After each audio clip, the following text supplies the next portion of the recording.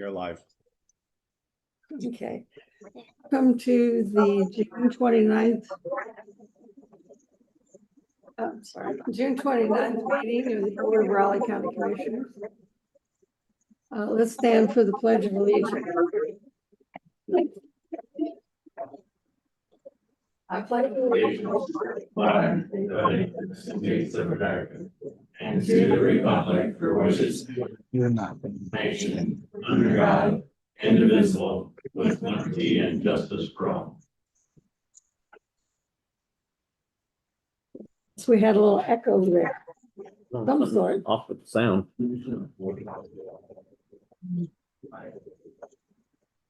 Oh, okay.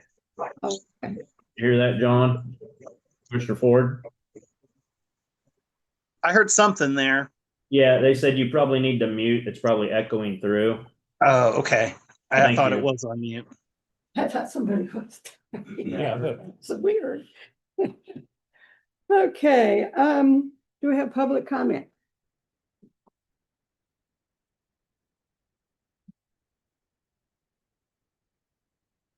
Good morning, Commissioners. Jacob Hansen, Riley County Councilor here. I would ask that the board strike the agenda item at 9 a.m. during my administrative work session concerning the authorization for eminent domain with respect to the Deep Creek Sewer Benefit District. Landowners have approached us and seem willing to try to work out some sort of settlement. So we're interested in pursuing that and think at this time it makes sense to put this on hold. I'd move to remove the authorization for eminent domain from the agenda. I'd second that. Okay. Oh. Okay, it's been moved and seconded to remove the resolution for eminent domain from the agenda. All in favor? Aye. Hi. Thank you, Commissioners. Okay. Good morning. I'm Molly Mathis and I'm with Riley County's REACH Committee. And I'm here to present the Employee of the Month for July. The Employee of the Month is Doris Zimmerman. And the nomination stated the following. Every morning she comes in and goes above and beyond with guests and staff. She is always ready to help brainstorm and encourage new hires to shine. She introduces us to passing guests and share stories of her past experiences at Riley County. Doris has worked here for 10 plus years and will be retiring at the end of this year. I nominated Doris because she makes our day brighter. The heart and spirit is always in the conversation with Doris. Doris? This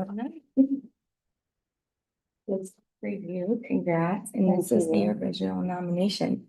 Congratulations. Thank you, guys. Do we want to do a picture? Yep, need to. Yeah, you can get pictures of We're here it. by the flags.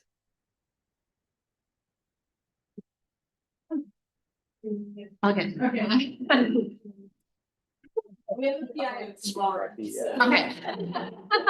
Well, I was, the Kansas Judicial Branch is always looking for pieces to put in our annual reports.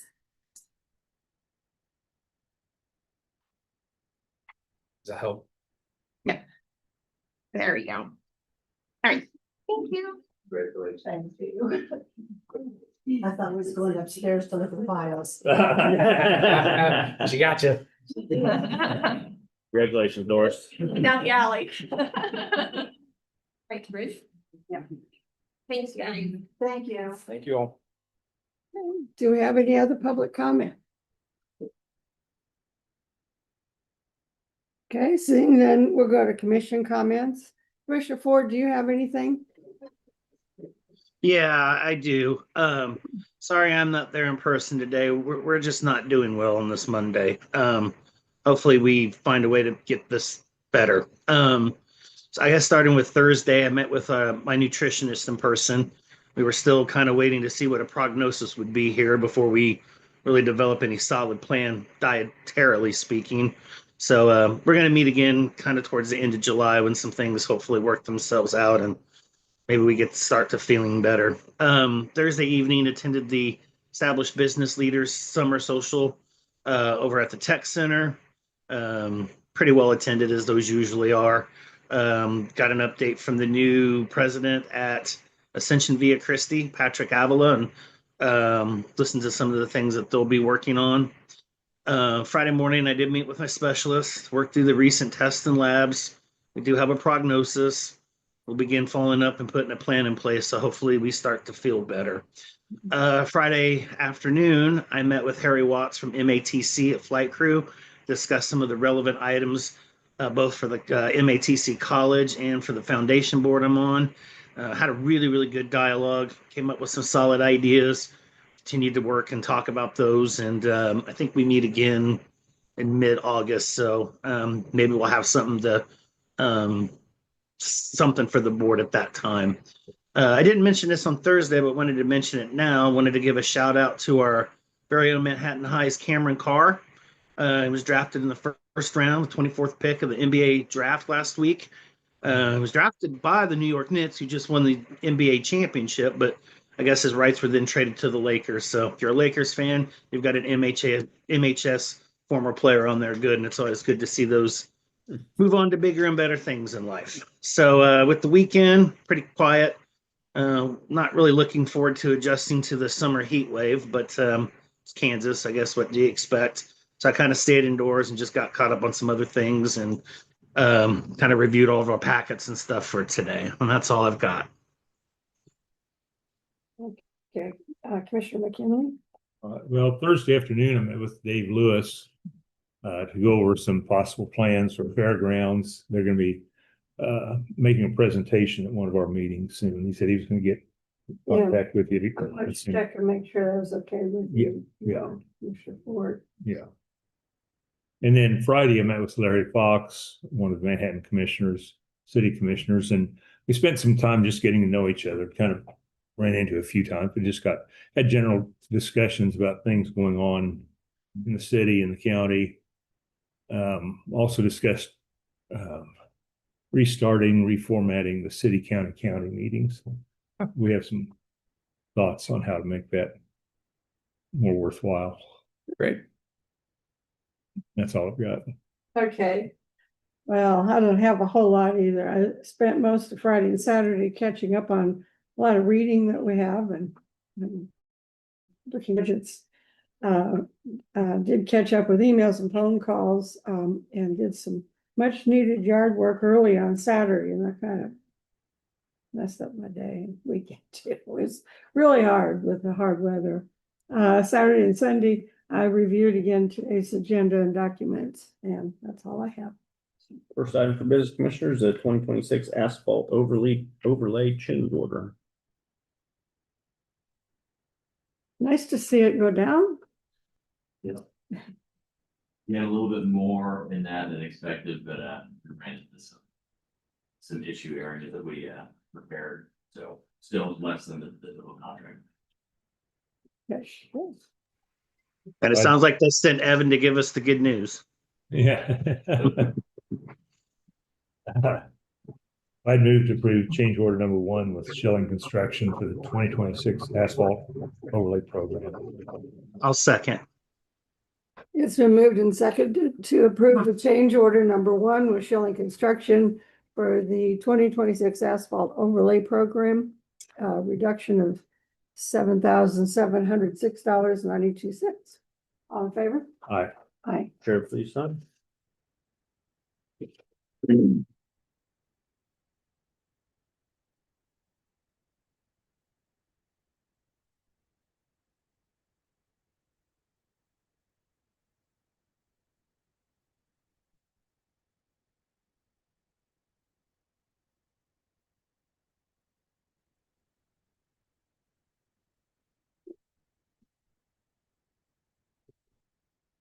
Next, commissioners need a motion on the advisory board appointments.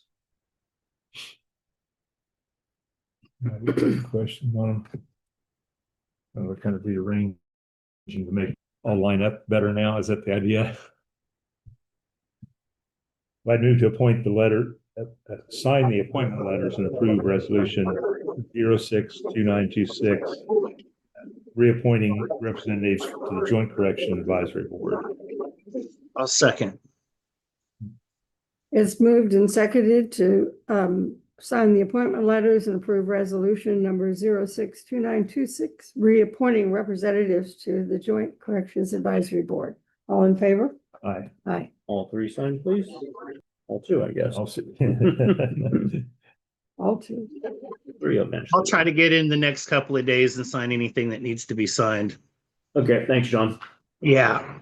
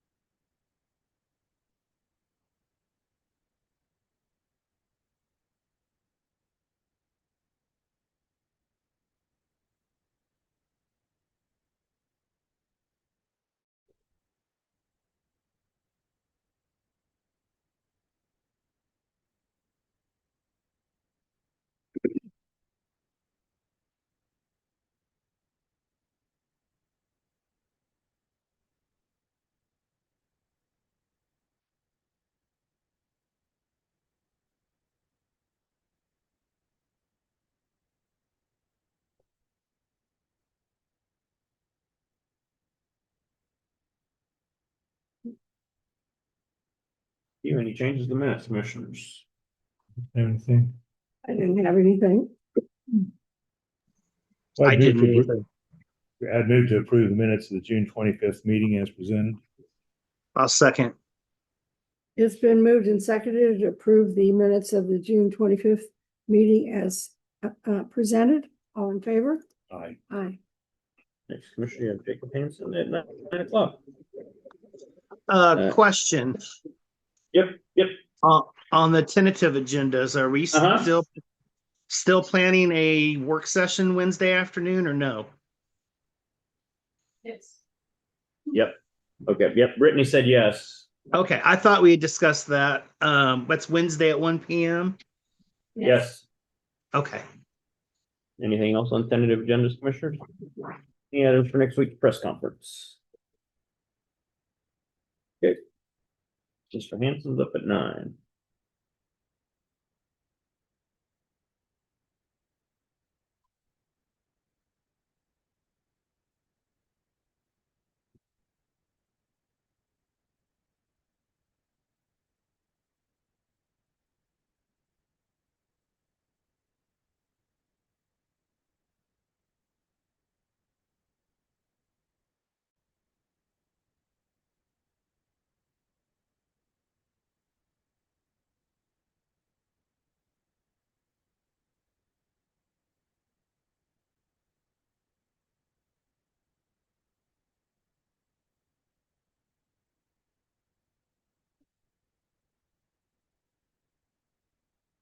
Wasn't it Elizabeth's presentation she was gonna set back?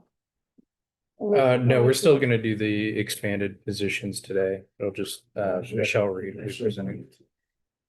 No, not on that one. I think there were a couple other things she had scheduled that she's moved around. No.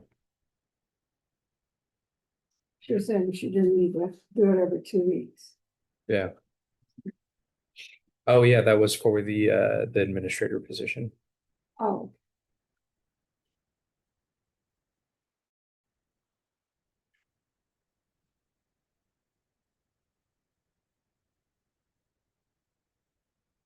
It's good from stuff that quarantine, there's one, and I told Ford about it. We're getting one almost every day and sometimes twice a day from the same ones. it gets sent to My gosh, quarantine. that's pretty wild. They're hitting you hard. Yeah, on what they're after, but keeps talk about possibly funding, the headline, something about possible funding for something. I got one like that too. I got it pretty frequently. It was about like they're trying to say that a private family wanted to fund it for like 100,000, or even probably even Family off, family Yeah. something or other, yeah, Yeah. but mine stacked up. Let's see, well, we've got 4 on the 24th. They really want to And give then- you money, Greg. Yeah. Okay, there'll be several of them. Hadn't handed any for a while, and then got another one today. They're persistent. Certainly, if they can only use that effort to do something good. Oh, Then I talked to him, he's gonna look in, so you can go to our quarantine page and look at it and see if they can just figure out a absolutely way to right. block it completely. And there's several different emails it's coming from. They're all almost the same, but well, it's probably not what they're really from, but they Yeah. word it a little bit different. Right. One of them had a misspelling in the middle of it. That's a surprise. They do that. I've seen some of them, they'll start using like different characters that look similar, but are like a different language. And they'll try to like swap those out to get bypass things. Yeah. It's a racket. That's one time, it's several months ago. I can't remember what it was, I don't know what the subject was, but it showed up. on one. I had 12 in one day. I said, were we under attack? Yeah, no kidding. Lord. Yeah, we're lucky we've Even open them, just look. First couple, I say, because I only look at that porn page in a week or so. yeah. When there's a whole string of the same, I go, no, I don't need those. I don't know what that is, but Right. then we go on, but Ugh. because now it's even wrong, because after 30 days, they drop off of that quarantine. It started May 29th, so we're starting to drop some off of off already. And it just keep going since then, just ramping up. And it's the subject is always similar, but a little different in the place it's from, it's from, which is probably not real email. Yeah, right. I imagine not. That just keeps. One of them out. the interesting ones that I've seen that like the phishing is the ones that are like, hey, you have a invoice to pay, or like, here's a meeting you need to join. Click on this link. Oh, no, I haven't seen the meeting, but I've got at home we get them saying, Hey, Mike was off, invoices due, or shut down your computer or something. Yeah. One of the funnier ones is I've gotten is like when it's like you had a traffic ticket, and if you don't pay it, then the Supreme Court's gonna do this. You're gonna get, it's gonna be, if you don't pay this fine, you're gonna get, there's gonna be a warrant for that. It's just like the Supreme Court. Wow, I must be really important to go immediately to this court. Wow. I feel bad because a lot of people that they're not familiar with that kind of stuff, so they Well, don't you see in the paper, once in a while, there's somebody that gets caught. It's yeah. One of them was a former higher up at K-State that got caught. No kidding. Ouch. That's a couple of years ago, but Yeah. he's retired, but already, but. Every once in a while, just a small lapse of judgment, and that's an issue.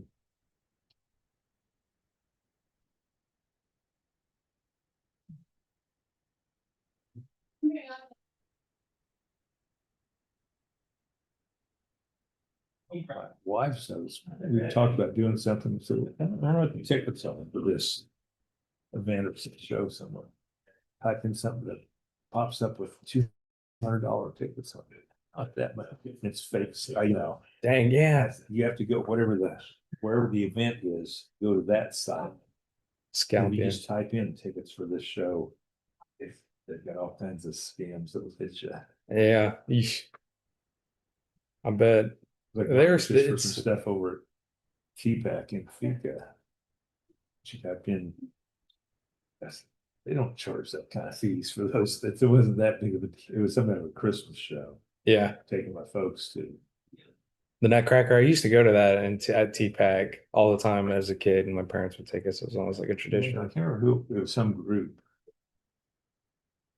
Hmm. What it was, some group that had a Christmas show. Yeah. No, Man, my I wife haven't- keeps saying, I gotta, at some point, there's gonna be a Nutcracker here close enough, I'm gonna get to go. It's been so long since I've been at the T-Pack Theater. It's been a long time. My Oh, brother was on the board somehow for a while. Really? Yeah. funny. I said, till we talked about the stifle over Salina, it's Uh-huh. a lot of big, Does it? yeah, oh, they get a lot of big names that are coming into Salina. It's not a very big place, so the tickets are a little more because there isn't that much seating. Yeah. But I think they'll get it might be a Tuesday night or a Wednesday night in between their weekend shows someplace. Yeah. I mean, not big headliners, but But still way bigger than probably what you would think Yeah. for Salina. there's something, oh, what's that called? The acapella group. Straight No Chaser. Have you ever heard any of their stuff? They're really good. Yeah. They're coming over there. Acapella stuff is really interesting. Yeah. They got famous that are Indiana students, and that it's just their a group. Yeah. And they did one on the 12 Days of Christmas. You have to look up Straight No Chaser 12 Days, because it's jokes. I mean, they start singing other stuff in the middle of it and making jokes. I mean, and they said they made it, and somebody made a video of it, and it sat there. And then about 3 or 4 years later, it got viral and spread all over. People were saying they wanted to see him. So okay. So they formed a group and Dang. started doing it. Took advantage of that. Yeah. I was reading up on, I'd heard that one before, seen some, and then now they do other stuff too, but that's their Wow. signature thing was 12 days, because it lasts like 10 or 15 minutes. Oh. So it's got all kinds of, they'll start it on one, Yeah. jump in the middle of it, singing something else, and I go, wrong song, and That sounds fun. Yeah. And so they came to Salina. they're You've seen? coming in How they? Yeah. November. I think we're gonna get tickets. We have got my basketball tickets for you this morning. Yeah. They'll stay. Yeah. How was that? Man, it wasn't too bad. Sometimes their stuff can be, Pretty pricey. yeah, well, it's pricey, but sometimes it's hard to get it.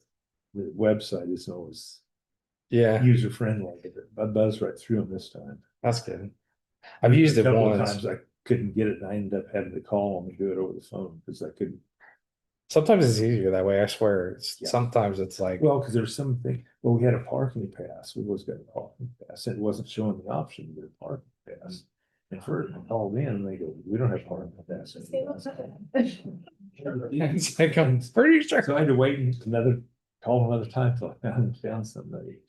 Because if you have season tickets so much, you can get, it's on the east side. Uh-huh. Yeah, people are pretty close. Hmm. We're not as much on the other side, but the VIP parking is for all the high dollar. The Yeah. west side's got the big dollar seats. That's Wednesday, there's some VIP on the east side. That was still pretty good. Relatively, Huh. relatively, Yeah. considering how In far- comparison. comparing to how far you would have to walk if you don't get there, it's 30. Yeah. Huh. It just gets me, because it's set up for football, obviously. They got like first 20 things in each row was set up as handicap. And there's 5 people in each row for basketball. They need to Just make a, cover up the handicap signs for basketball so people can park. There's just not that many. right? That would make sense. Football, they use them all, I'm sure. But basketball, they don't. Yeah. Huh. Yeah, it's gonna be that we're enjoying the time right now where it's quiet, but I'm sure the sports and everything is gonna kick on here before you know it. Well, it's not quiet right now. World Cup's on. That's true. I had to drive to Kansas City because we were Casey's brother came in from Hawaii, so we went to Kansas City, drop him off at the airport yesterday, Yeah. and yeah, you could tell it's the traffic You see is the what do they call it? The orange wave or something? I seen an article on it. Yeah. Saw some pictures of it. Holy cow. Yeah. Well, my son said one of them, they zoomed in, it was one of our. What would he be? I guess our nephew Yeah. on the wife's side. He was in out there? Yeah, That's cool. I bet that was pretty electric. yeah. I missed that one. I missed that part of the wave part of it. The orange was just the whole city was orange. Yeah, well, but they have a parade down one of the main streets that's 2 blocks long, curb to curb, people, no orange. That's just Like wild. this, and they said, I said, a lot of people joined, they said, no, there's a lot of people from Netherlands here. No But kidding. everybody hears about it. And gets some orange. It's the biggest, they've done it 3 times, obviously. This was the biggest, Kansas City is by far the biggest. Huh. Or not people over 12. Well, I imagine we should have a pretty easy, like, more open spaces than maybe other cities, I would think. Yeah. Game yesterday was good. Yeah. Canada and. Everybody. South Africa. Yeah, South Africa, it went, they were in the extra minutes before they scored. And they'd both been getting close, so they could never do it, and then, I mean, I got loose, Back. fired it in. Eh, It almost went overtime right there. Because the overtime's different, they feel like 30 minutes regardless. Yeah, the overtime's 2 15-minute halves, and then they go to the shootout. But this was extended, because the clock's running full time, so if when injuries or stuff, they had a few minutes at the end. Interesting. Yeah, I know so little about. My daughter, I had two She's daughters into that it. played soccer, and one she ended up all state. So Oh, I wow. got Yeah. started in Bring her to this, 5th or 6th grade, so I learned a lot I didn't know what I was watching for a long time, but. You'll learn the game. You have to learn to appreciate it. I know a lot of people. I don't have anything. Yeah. I think it's interesting. I just, Guys have to be in such shape. I mean, what, and even the referee, Oh, yeah. it's out there running up and down the whole time. right? Uh-uh. No, thank you.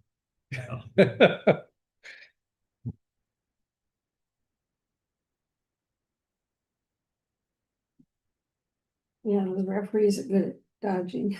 Yeah, they get out in the middle of it in the way. Yeah, and then they get Occasionally. away.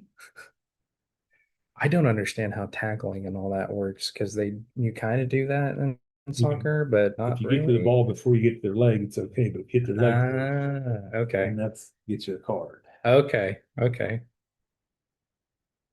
So, yeah, I'm learning. My daughter didn't tackle with feet, but she could throw a shoulder and make somebody, It's she was fair as game. strong as an ox. She was.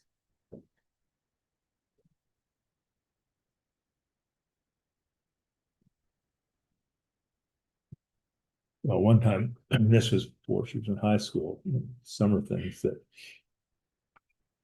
The ball wasn't, everybody's kind of kicking the ball, like knocked it out and somebody turned around and run and ran into her and broke their leg, not my daughter's leg. It broke- the other girl ran into her and broke her. leg. Okay. It's the rock wall. Yeah, she was from a kid, she's just, some people just naturally muscular. Right. Turned out well for her, I'm gonna call them fastest white man. Yeah, she didn't get it from, she was adopted, obviously. She didn't get that talent from me.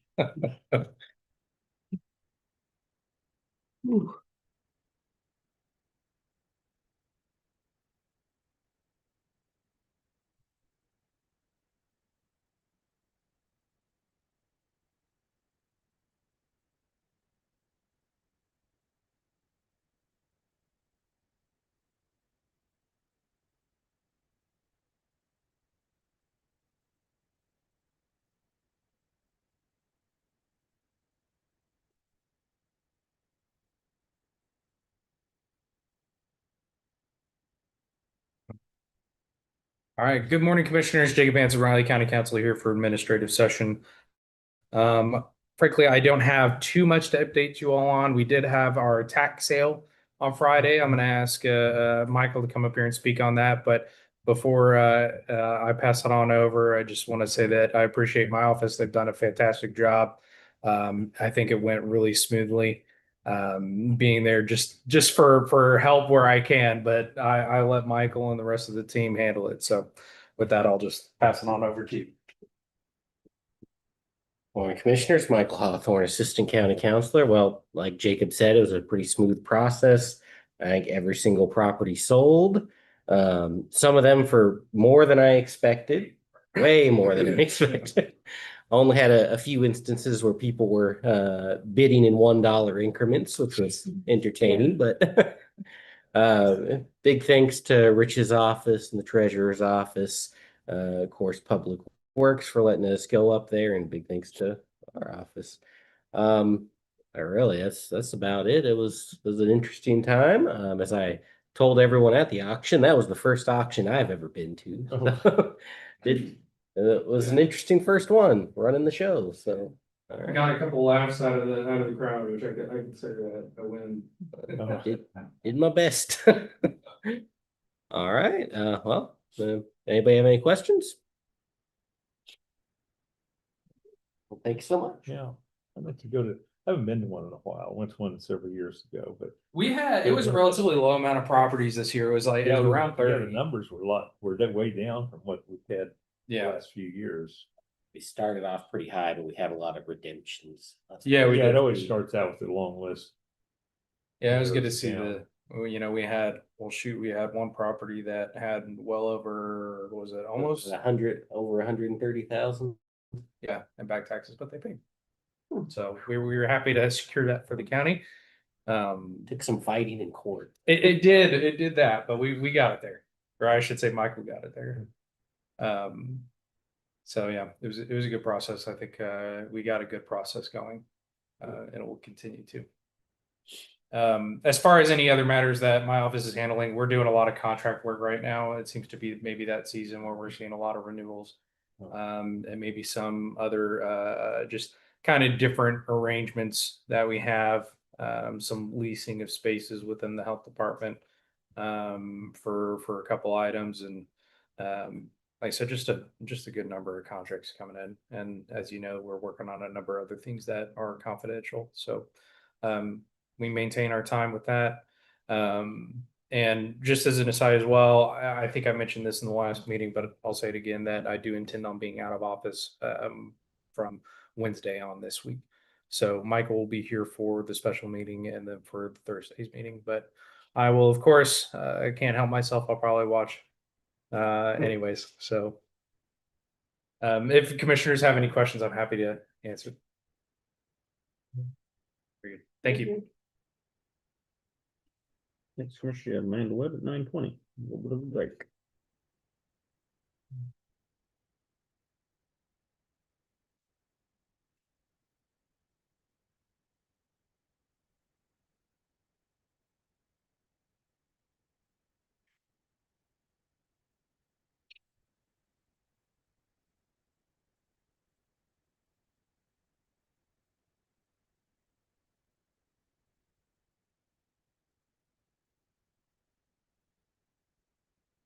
There's a good amount of bidders there too, weren't there?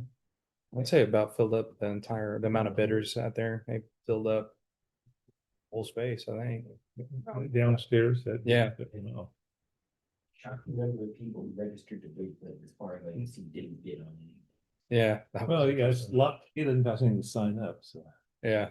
in case something goes cheap, they want. Yeah. You can tell there was a couple individuals that were thinking that they were going to be able to bid and not have a bidding war. And then it would happen and they'd get really frustrated. Jump into it. A lot of those small ones up around the undeveloped along the lake, a lot of. Yeah, people- Bridgeview. The neighbors, because there's a couple of them, the neighbors try to. Yeah, get those. Land. The Goheen properties were surprisingly Was that they the fetched ones a good price. Out at the. Yeah, around Colbert. Colbert. Yeah. Yeah, those are the ones with the really steep specials. Pretty steep Yeah, they did. specials. Is that the They whole still pack- sold for a did good someone job. buy the whole package of them? I think there was one individual I think who bought the majority of them. Yeah. Then how long do they have to pay the special? Well, they're immediately on the hook for this year. So when November, when the bill goes out in November, they gotta pay. So Huh. everything prior to that, it gets wiped clean. But they're still on the hook afterwards.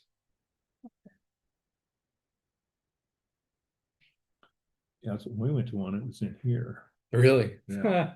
It was pretty full. I was gonna say, There was one that the city ended up buying them all. They're the biggest chunk of it. That Really? Lee Mill Heights, where they built some senior housing now. But Yeah, there was 15 or 20 lots in there. The developer had never, he'd gone under. yeah, And there were a bunch of contract on the bid on it. And the city bought them all because they wanted to make something out of the whole thing. did they end up doing anything?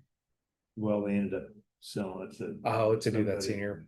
They wanted to have one developer do it because they end up, it's this one. Cabot Island's got roads over, that's senior housing. Yeah, It's all rental, but it's senior housing. Is that the one they're doing now? No, it's the one, it's done at Lee Mill Heights. Oh, okay. And, Well, that's. but that was interesting. We were here. City of Riley, because there was one in Riley that was looking, if somebody was gonna buy it for $1, the city's gonna buy it to make sure it got cleaned up. And somebody bought it though, and cleaned it that's all up, yeah, that's and then couldn't do anything with it because we couldn't get a clean title. So we can't sell it because nobody will buy it.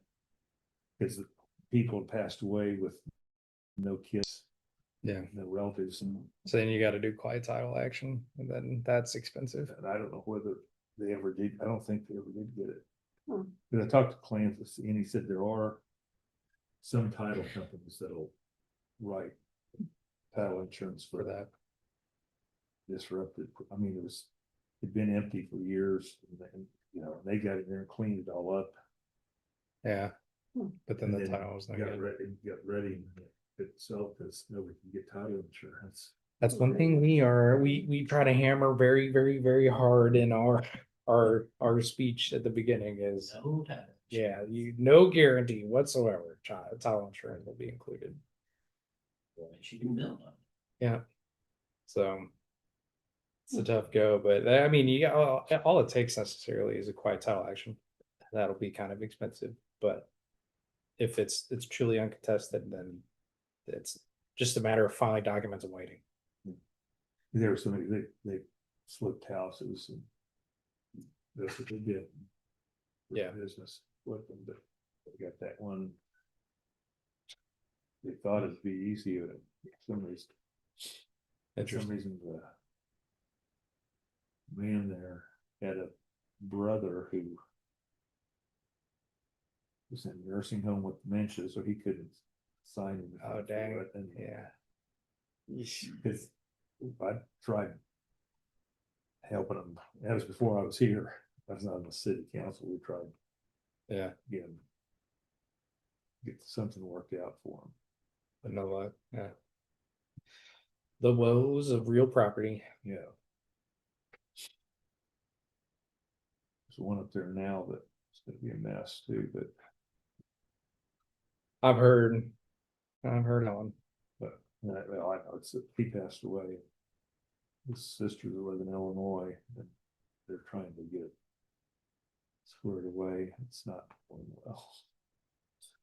The amount of people that It's not, just it's get not up bad. and It's just they don't want to, want to do anything with it, or yeah. It's kind of surprising the amount of people that can just get up and leave a house and just. no, he didn't leave nothing. Like I said, the one that got, I still remember the last winter, he got run over on 24, David Riley. Oh, okay. But I had no immediate family here. Dang. And sisters, they say they're quite elderly, which means they might be my age, but they've been trying to work with him to get all this stuff settled. Yeah. Because he had a bank account here, but No, probably no beneficiary. no beneficiary on it. Because I was trying to help him there. And he worked at K-State, so he had capers, but they need. Didn't have beneficiary. Well, the one beneficiary was his brother who preceded him 2 years and died. Yeah. So It's been. He's, What probate attorneys are for. he's still in an urn. At the funeral home. A bang. I haven't figured out. Nobody's, yeah, our friend up in, Sheets. Oh, yeah. He doesn't, all his heirs are gone, I think. No kidding. That one says he's the son who calls, but it's not on record anywhere. Because I told, they need to be named executor, because he didn't have a will, but executor, they didn't want to do a will, but I found out that Kansas legal aid or whatever will do it, but they just haven't really gotten there. Yeah, it's kind of the, And I finally told the funeral, I said, if they don't want it, I will do it and give them receipts for everything, It's probably just enough money to cover his funeral, but, if they don't want to come back here to do it, it's just, it pressed me, but they don't know who I am, but. yeah. It's interesting that an attorney wouldn't take it. It'd probably be a small state, I imagine. Yeah, So, well, nobody knows for sure, because you can't. yeah. Well, it's like for the nice thing about probate work from an attorney's standpoint is that the nice thing is that you're pretty much guaranteed your time, your fees out of it, because you get ordered the disbursement first goes to the attorney and then Oh, really? it gets dispersed. So it's pretty good work, frankly, if you're in private practice. Yeah. It seems to be an issue for that around rural areas. My phone number, that have to call me if they want anything but here. Yeah. Now you can only do so much.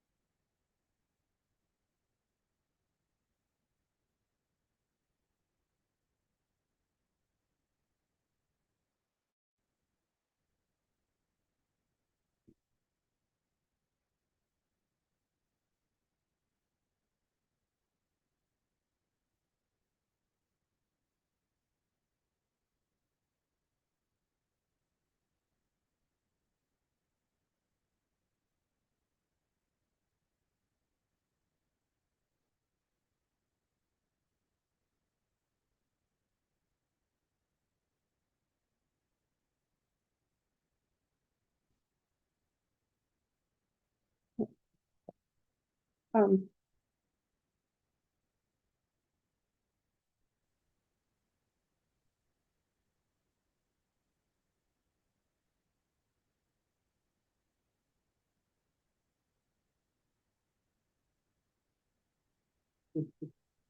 It's warm. I also got probably the Yeah, you sun got coming things. in right here. Sun is very strong these days. Yeah, it is, isn't it? Oh. I was thinking about trying to do some yard work yesterday and then said, nah, take a bite. yeah, This was it's Saturday morning, Saturday before it morning. got too hot, Yeah. did some stuff. Ugh. Um,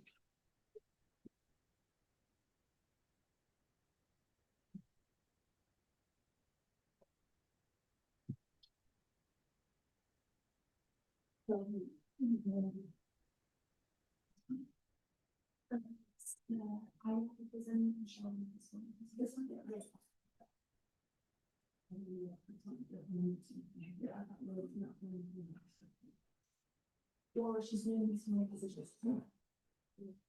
So this request for. They was asking for attention. Oh, okay, those. Okay, I'll see. not a deep breath. Yeah, it'll be in the packet for sure, but I can download it and send it to you. Or print it for me. Okay, sure. You should be able to print it off. You have access to the program. Yeah, I did.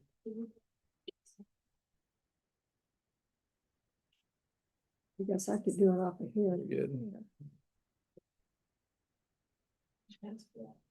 Much as I'm in here. I Yeah, could you probably do probably it should. too, but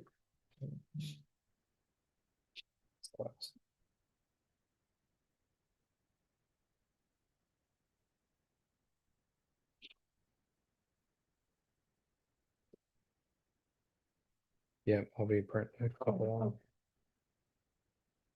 I just found it. And I could turn it if you want. I'm already on it. Oh, okay.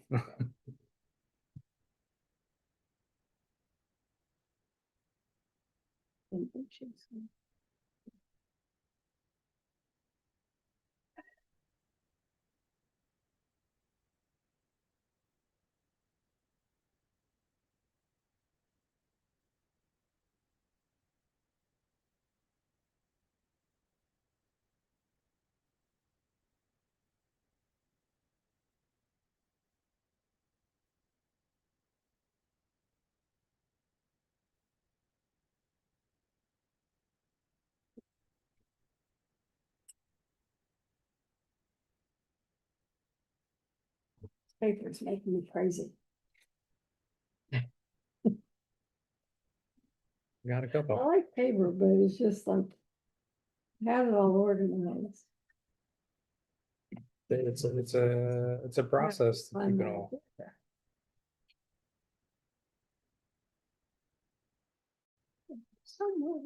You know, yeah. Thank you.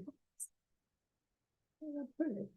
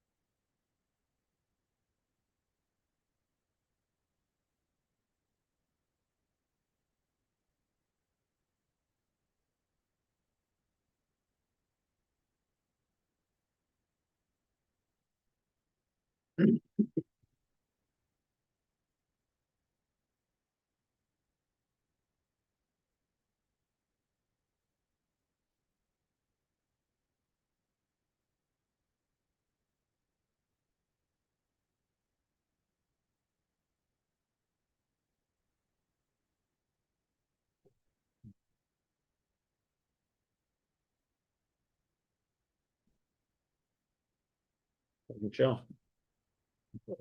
Yeah, you're good. You don't need that. I do not. That's all yours.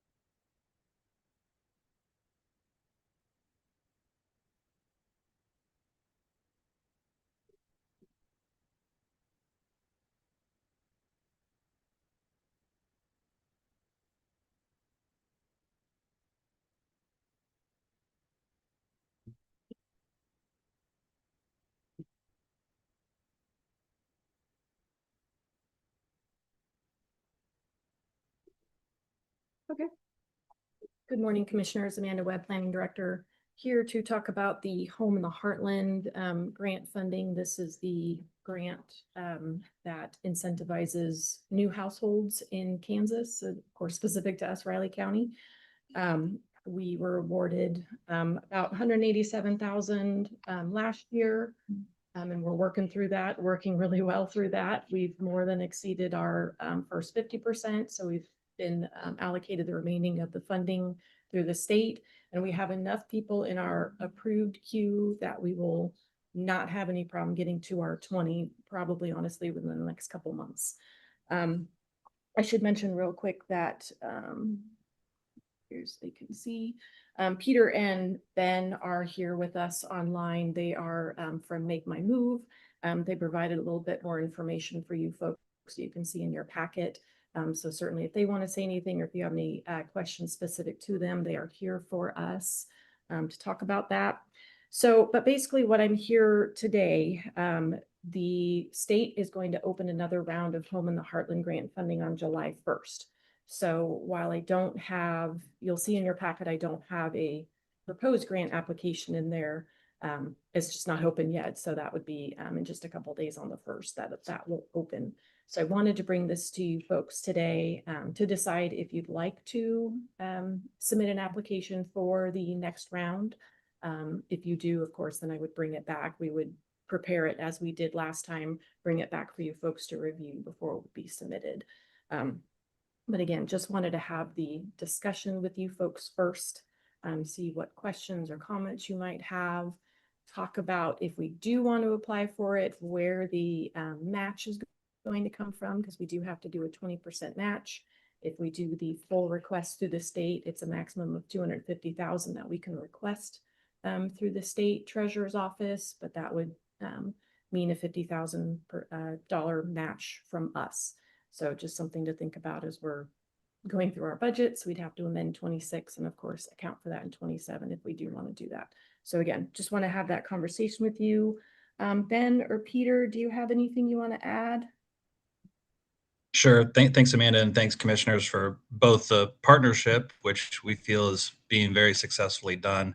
Alyssa and Amanda and others in the community are doing a great job of making it successful. But I think we have an opportunity, of course, with this second round coming up to take full advantage of, I think the state's investment in this activity. So if you recall, it is an 80-20 split. So 20% of the locals investment is levered to get 80% from the state, which we think is obviously very advantageous expenditures at the local level, especially for what we consider to be growth activity. We know that budgets are always tight and there's always more need than there are resources. But as you see with the results for just the 12 households that we've relocated here of the 20, and as Amanda mentioned, we have, I believe, at least 8 other households that have accepted offers, and we have others that have offers pending.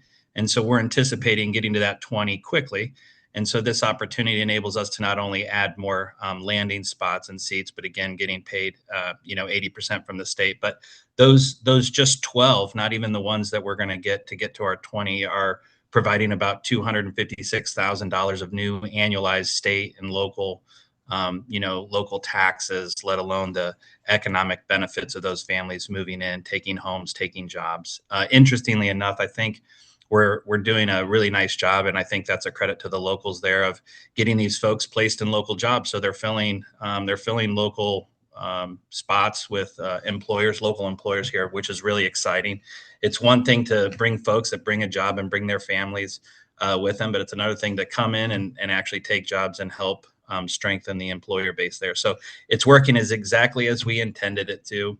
And one of the notes I'd say is, you guys approved the funding. We went through the grant process last year, but that really didn't really commence until about the end of Q3, early Q4, which, end of Q4 and early Q1 in the winter months in the Midwest are not our highest moving numbers. The moving is seasonal. And so I think you're starting to see the hard work that we kind of put in come into fruition here. And so we think there's a great opportunity here and ready to answer any questions on the results or what we're proposing with respect to round 2 of this grant window.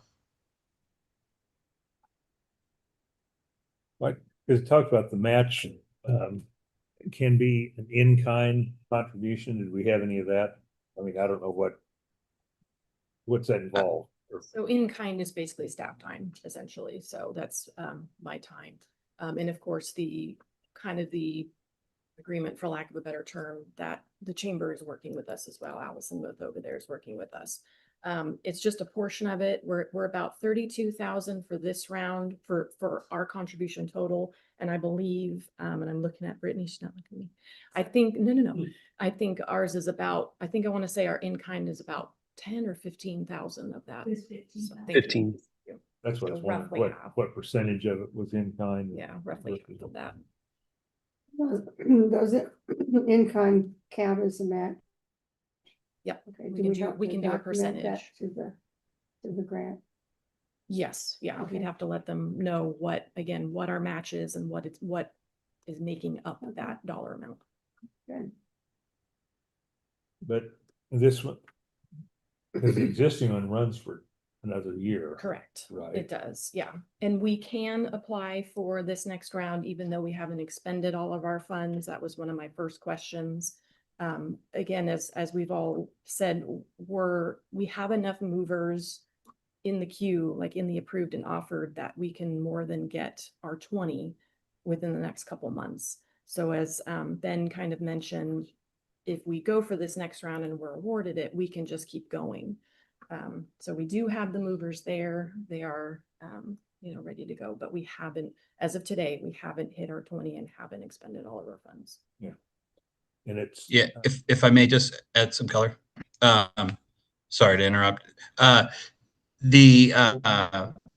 Kind of having been doing this since 2020, we see this often, but I use an analogy of sort of a water wheel, right? It takes a little bit of water just to get that going, but you guys are at this point, enough is going through the flywheel. And a couple weeks back when we met with the treasurer's office, what we wanted to do was articulate to them coming into this next grant window, this notion of communities, especially like Riley County, where you have this momentum, you have an ongoing influx of applicants. So obviously the ads and the things on the platform are still going. So we continue on a daily and weekly basis, get people that are interested in applying to your program.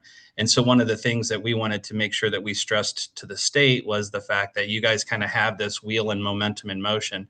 And the last thing you really want to do is obviously cut off the water supply. And so these state funding and the ability for you guys to go and apply for that and to secure additional seeding is really important. And I think that resonated with them. And so I know that they're anticipating, communities like yours that have this program up and going and are showing success to be, coming back to the well, if you will, even though there might be some communities that want to start this program. We're hoping that they'll look and see the activity you're doing and the success that you're having and make sure that we can continue to give you guys the ability to place those folks successfully.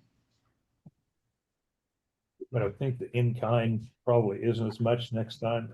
You've spent a lot of time just getting this thing, Right. getting Yeah. it pushed through. Yeah. And Yeah. once it's running, you're not going to have as much in it. I mean, Allison and I are still busy enough, again, coordinating with the Make My Move folks. We, are in the portal regularly to, of course, make sure we're moving folks along and reviewing them. She, of course, meets with folks to give them their non-cash incentives and kind of introduce them to different resources in the community. I'll send them letters and keep in touch with them. So you're right. Obviously, a lot of the work went to putting things together in the beginning. So it's a little bit less, but we still do a lot to keep the program moving. Do we know, is something the state's going to keep doing every year, or do we know? Ben, can you answer that? Yeah. So, I would always careful not to put words in elected officials' mouths, but I do believe that the original $3 million that was appropriated to this, obviously 1.5 last biennium, 1.5 that's opening this window. I think from the conversations we had during our lobbying efforts to do this was kind of a pilot program. Let's see how this works. What I can tell you is I believe last round there were 12 programs that were funded through that $1.5 million appropriation, 11 of which work with us and are showing success and demonstrable, I think, returns. And obviously we hope that our folks that we're working with will do well in this next round, and we'll be able to take to the legislature coming up here after the election and into this next budget session, a compelling case to not only continue to do this, but we would hope to invest more. There is demand. There's more demand from the community perspective than I think maybe they were anticipating. I know that, again, there were 12 applications last year when the law passed and was only about 2 months old. So I'd anticipate more folks coming to wanting to do this. We know that we have more communities reaching out to us to engage with our services. So I am hopeful that we'll be able to demonstrate not only the investment, but the return on investment, and the fact that really it's the locals that are really putting their shoulder into this and having that benefit, but also demonstrating great success and benefit to the state.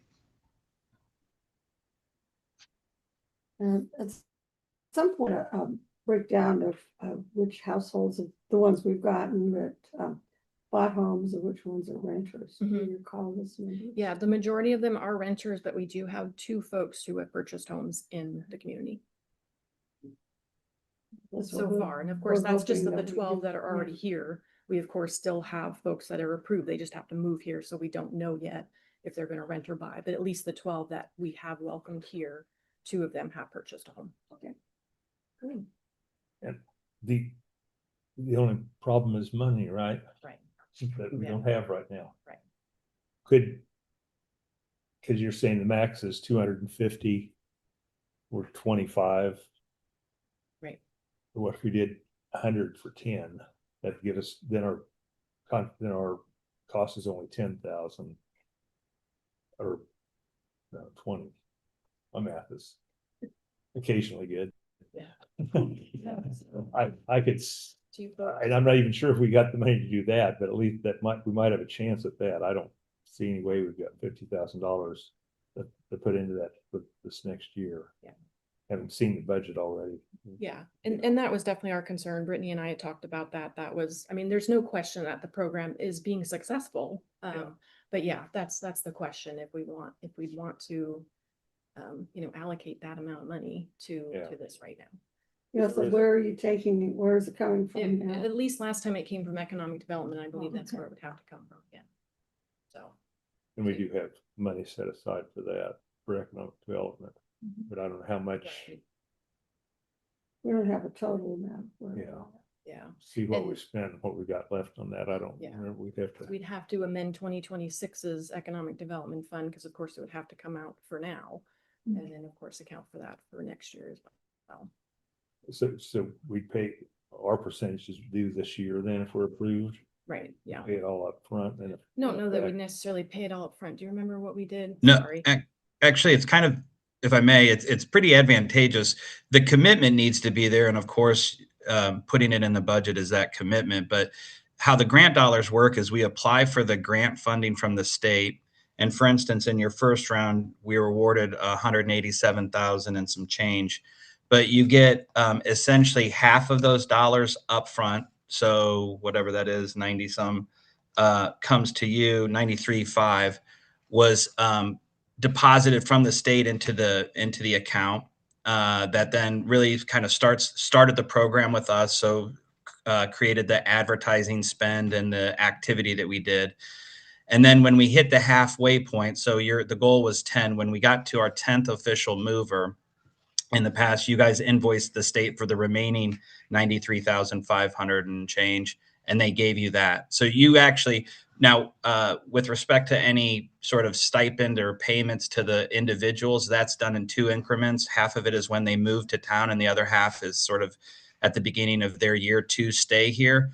And so your commitment that you allocated really to get this going will start to come out, here as we start to move these final households. So it is kind of advantageous, assuming you have the flywheel and you're hitting that halfway point within a reason, that the state's actually front loading most of it.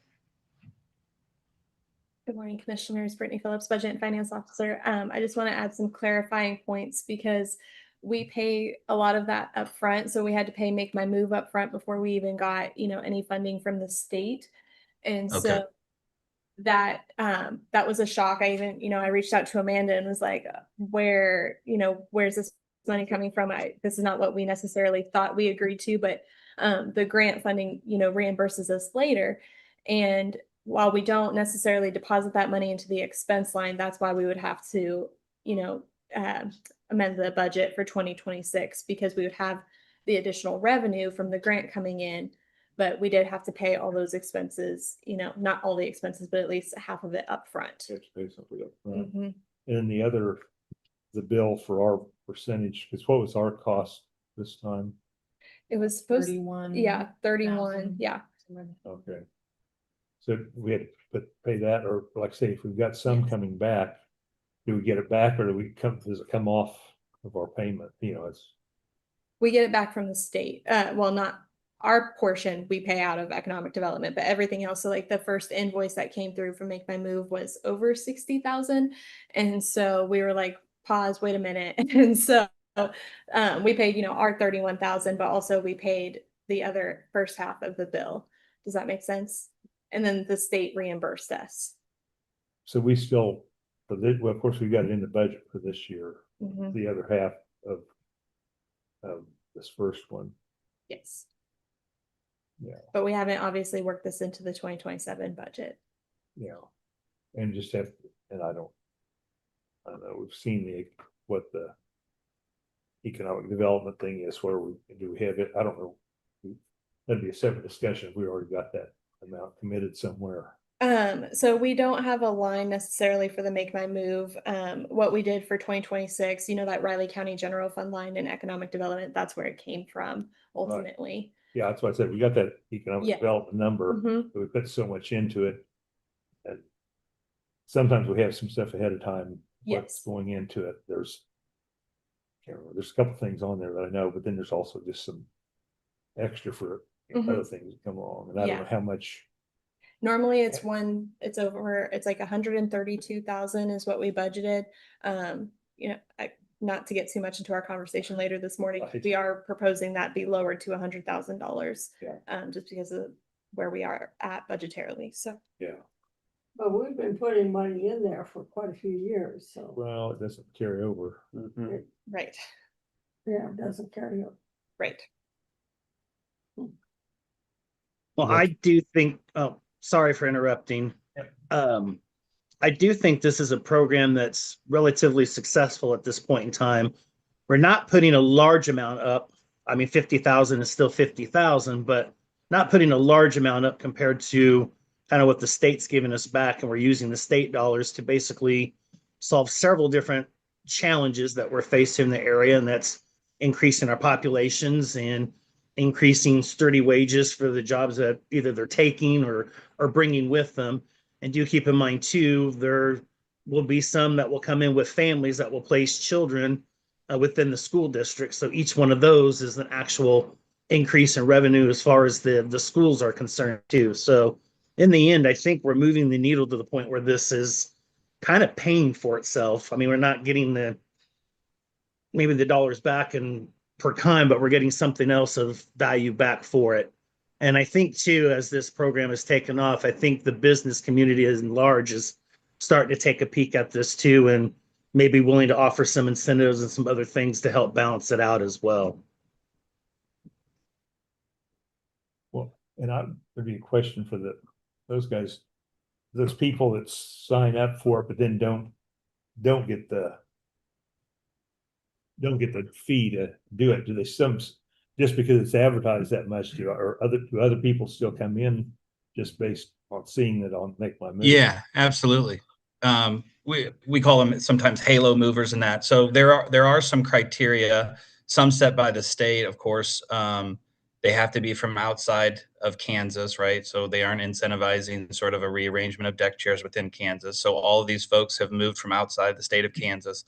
And then I believe there's an income threshold. I believe in the state of Kansas, it's 55,000 or greater. So you need to either bring a job or take a job that's of $55,000 or greater. So there are folks that find interest in the community, come to the website, drill in and do those things and find it attractive, but for one reason or another, don't qualify. Obviously, you can move anywhere in America. And so we know that there's folks that find that interest and move. We just don't necessarily always have them tracking in band, if you will, through ours, because there's not the incentive to get from that. I will say, I think of the ones we moved, there were 3 households with children that, are in the local school system. We actually I think recruited 2 math teachers and a special ed teacher. So there are definitely additional benefits and impacts to the community. And I think, as Commissioner Ford mentioned, we normally find that this is an iterative and very fluid process. And I think as we come into sort of what I would call the second phase of this, part of what we will do at Make My Move in partnership with the locals is really to start to engage the local employers and understand what are their specific roles and needs that are in high demand that maybe they aren't finding the ability to find those workers within what we would call in region. So think 80 mile radius from Riley County. So how can we help them maybe attract some folks using the marketing outside of the region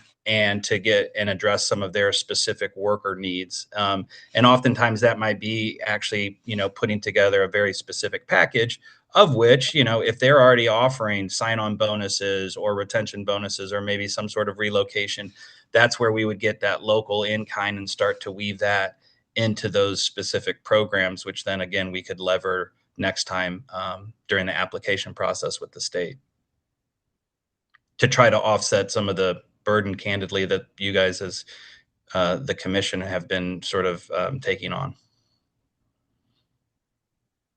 Well, I think it has been a successful program as I've worked more than I expected. Actually, I was surprised how Yeah, we get it. It's something new.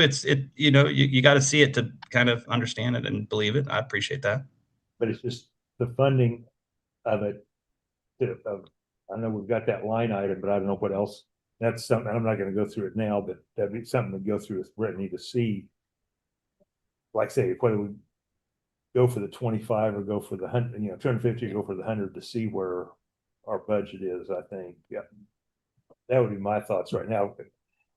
When you say you start, do you have to know which one you're going for?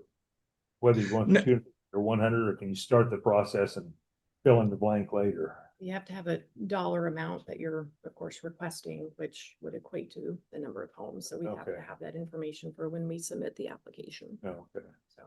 Remind me if I'm wrong, Ben, but even though the application process starts on July 1st, we don't have to necessarily send it in, and they're going to have a window of opportunity there. Yeah. So that was pretty long the last time out. I would suspect it'll probably be, last time I was around a month, maybe a little bit longer, because they had more requests than dollars available. And I think that for their first time out, they wanted to try to get as many communities engaged. But I would envision, a 30-day window. So there would be time to, I think, definitely massage what it is you guys would like to do from the local perspective, which obviously will then dictate what would be capable from the grant amount.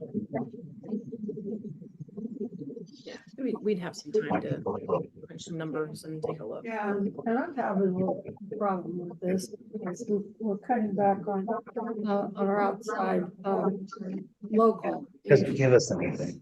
This is giving us something. And to bring other people in, but we've got people in need in the community that we're cutting back on, and that's what I'm having a problem with.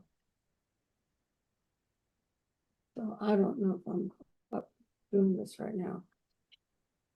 So we get our budget situated. Yeah, that's what, and I realize we're not gonna, we may not have it finalized with it, but we need to get farther into the budget to see if we really have that. Like you said, we're cutting off local people to pay outsiders. Yeah, I hadn't thought about that, but you're right. I do have a problem.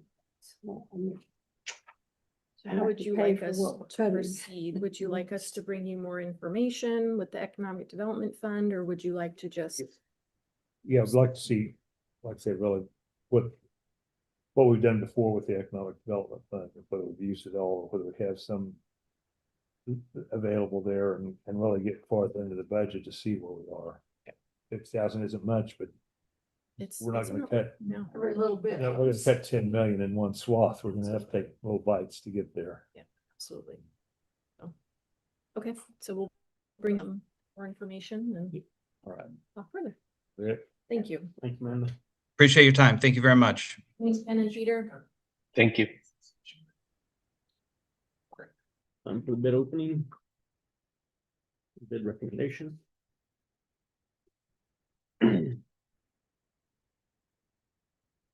Good morning, Commissioners. Sean Ellerman, Public Works. This morning I have recommendation, or at least bringing back to you the bids from the ITGIS remodel. I guess we'll show the tab sheet.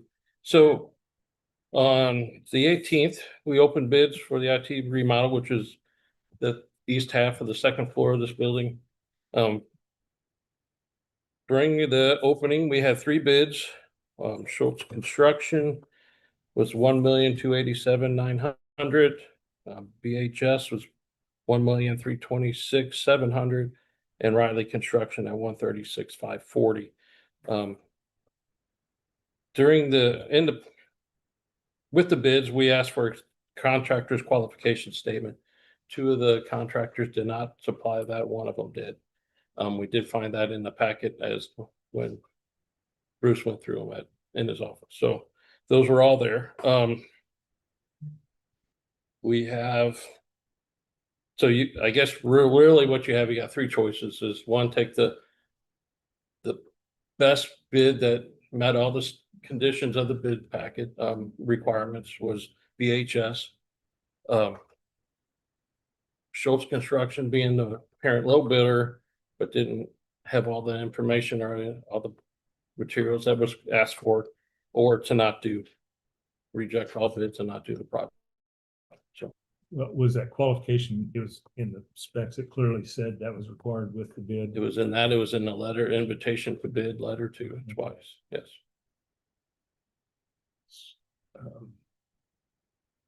So the only ones that had all the qualifications was BHS, BHS. but the other 2 are lower and One was lower. one was lower, and one was higher. But someone who's been on the other end of it, you gotta. Yeah. You have to. Put in bid, you gotta know what you're, you gotta, there's always, or not always, but occasionally there's things that you gotta catch to Right. make sure you're doing everything. Well, like for Schultz, on the qualifications well, all of these, are they able to supply that qualification information? Well, I'm sure they could, but it was a requirement at the time of bid when. One thing over.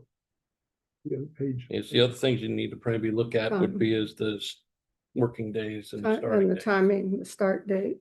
So, Schultz Construction had 190 days, but they were gonna start in August.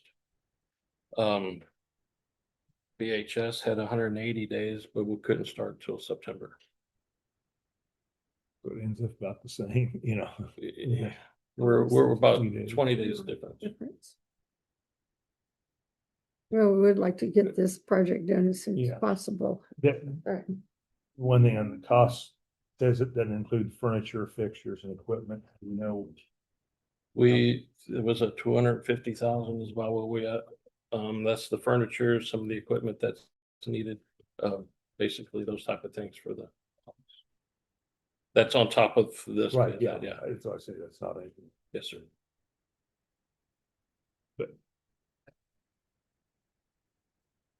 I like what it is. Over 39,000 difference, but. I've been on the other side of it. You have to fill it out right. I mean, and that's our recommendation is to take the one that followed the instructions in the bid, even though it wasn't lower. Which would be the BHS. Yes, yes, ma'am. Yeah, I get it. Yes, the commissioner. The chair has recognized you. Oh, so is that right? Can I get an opportunity to speak on that?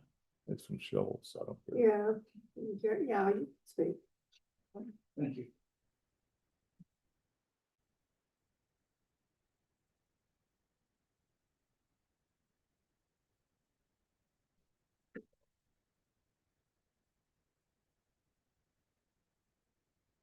Commissioners, thank you for the opportunity to speak with you here today. My name is Brett Ballou. I am president of Schultz Construction, and I'm also a citizen of Riley County. First, I do want to acknowledge the issue directly.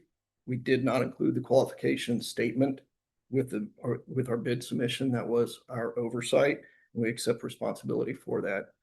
We also believe that the commission deserves a full context before making this decision because this project ultimately belongs to the taxpayers of Riley County.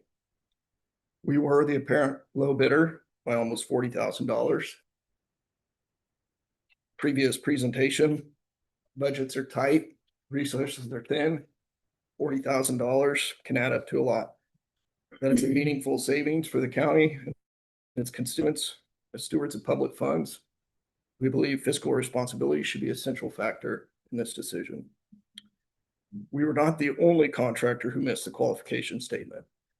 Another bidding contractor overlooked the same requirement that strongly suggests the instructions to bidders were not clearly communicated or emphasized. When multiple qualified contractors miss the same item, it points to ambiguity in the process, not negligence by a single bidder. The qualification statement does not add material value to this project. Waiving this condition would not compromise quality, safety, schedule, or performance. Our qualifications are well established, and the county has firsthand experience with our work.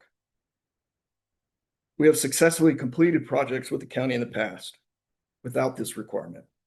Our performance history with you has proven the county had trusted before, and we delivered nothing. We have delivered nothing about our capabilities has changed.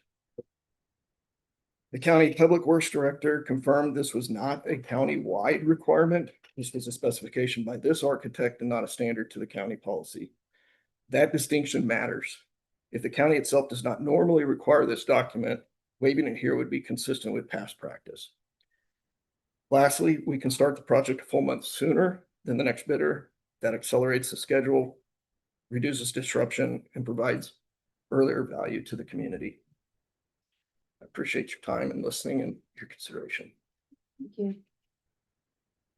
Commissioners, if I may, I think it may be pertinent to have legal counsel review and provide a recommendation considering the absence of the information if you are considering what we would legally term a non-responsive bid because it didn't include everything. If the commission is so interested in those non-responsive bids, I would advise you guys to allow me some time to review and provide a recommendation. That's actually what I was going to ask Jacob, if you could get involved to look at it and see what the best option may be. Yeah, 2 and 3. Yeah, Bruce, would you like to speak? Bruce McMillan. Good morning, Commissioners. Bruce McMillan, Baker McMillan Architects. I would only acknowledge that the front-end documents that were used on this project are provided by the county. We did not edit or change other than time for submittals and so forth. So the stipulation about the qualification statement is in a standard county document that we have used on previous projects. So I just wanted to make that clarification. It was not an editing on our part. Thank you. Thank you. So we have a disagreement here. Can you speak to that? Or do we need to have our attorney take it? I would recommend we halt this process and let me review. Now you have 30 days from the bid date to approve or not the bid, so you still have another couple weeks, so we have time to do that. I can put this on the priority list. Okay, yeah, I don't want to drag it out a couple of weeks. I'd like to get an answer pretty quick. I can do that. Yeah, me too, because we need to get this thing going. Because I want to get it going, but I go by what the specs say, and if it said it had to be there, it had to be there in my mind. Yeah. But it'd probably be a good idea to have council review it and be sure. And say why there's a discrepancy there. Yeah. Because we had 2 out of 3 that didn't do it, Yeah. so there's something going on. But Yeah. okay, do we need a motion for that? I just put by consensus, if you'll agree. Okay, Okay. yes. Okay. Thank you. Okay. Thank you all. Yeah.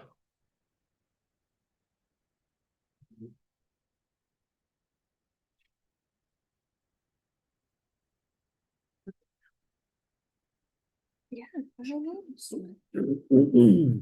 14.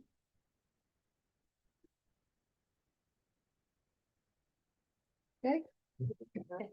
Good morning, Commissioners. Brittany Phillips, Budget and Finance Officer, as well as Michael Hawthorne, Assistant County Counselor. We have been working together on the Peterson Ranch Street Benefit District.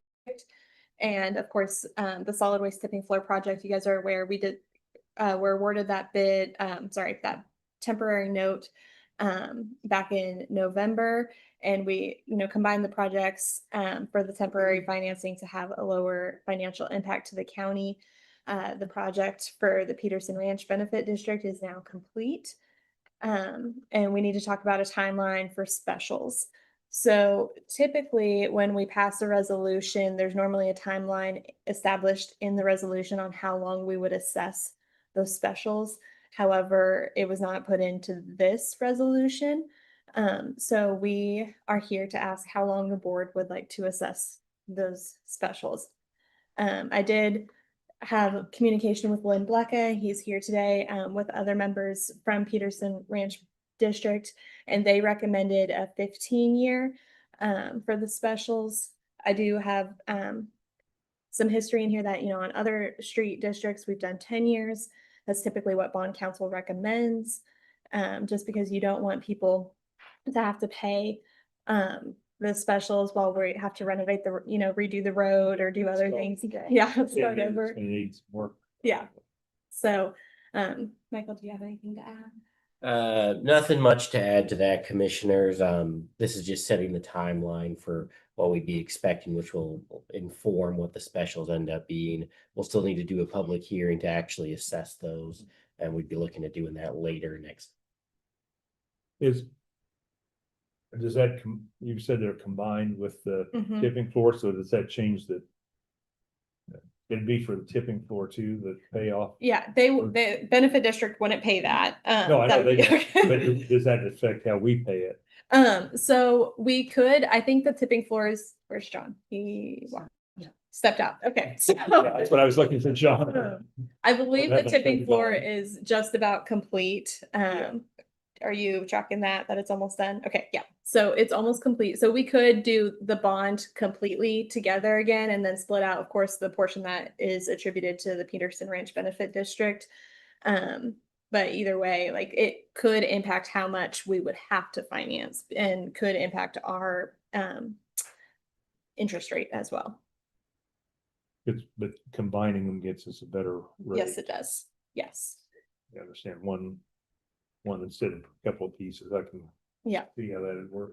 You're just going to bond the two at the same time because it's better interest rate. Yeah, we could. That's not what we're asking today. But it is a possibility, yes. And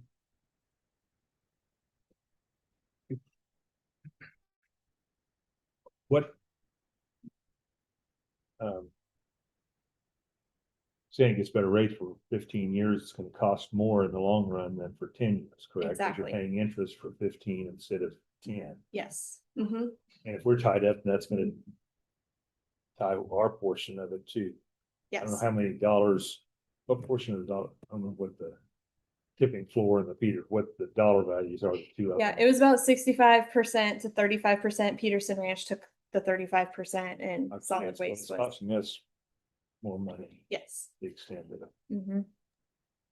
That we would pass on to the taxpayers. I Well, mean, yeah, but right. just. No, I understand. Yeah, just so we're. Right, that's what I was trying to say. Yes. It's gonna cost taxpayers more. Yes. If they go to a 15 instead of a 10.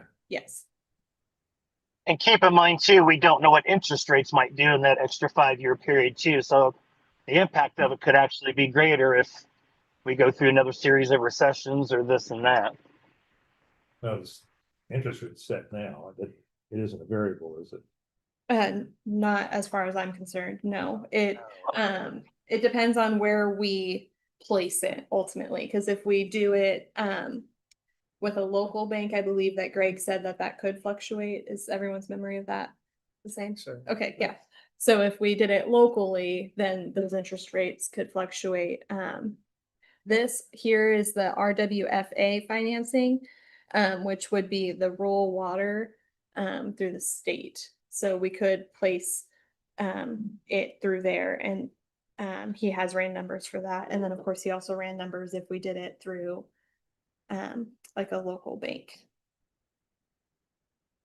So I just think, and if in 10 years, you know, like you said, within 10 years, you're still paying for stuff that's wearing out. Mhm. I mean, it isn't worn out, but you know. yeah, and that was John's Asphalt doesn't last forever. recommendation as well. I asked him. Was 10 years. That's what I think is the 10. Yeah, probably, it probably isn't a whole lot of difference for the homeowners, what, per month.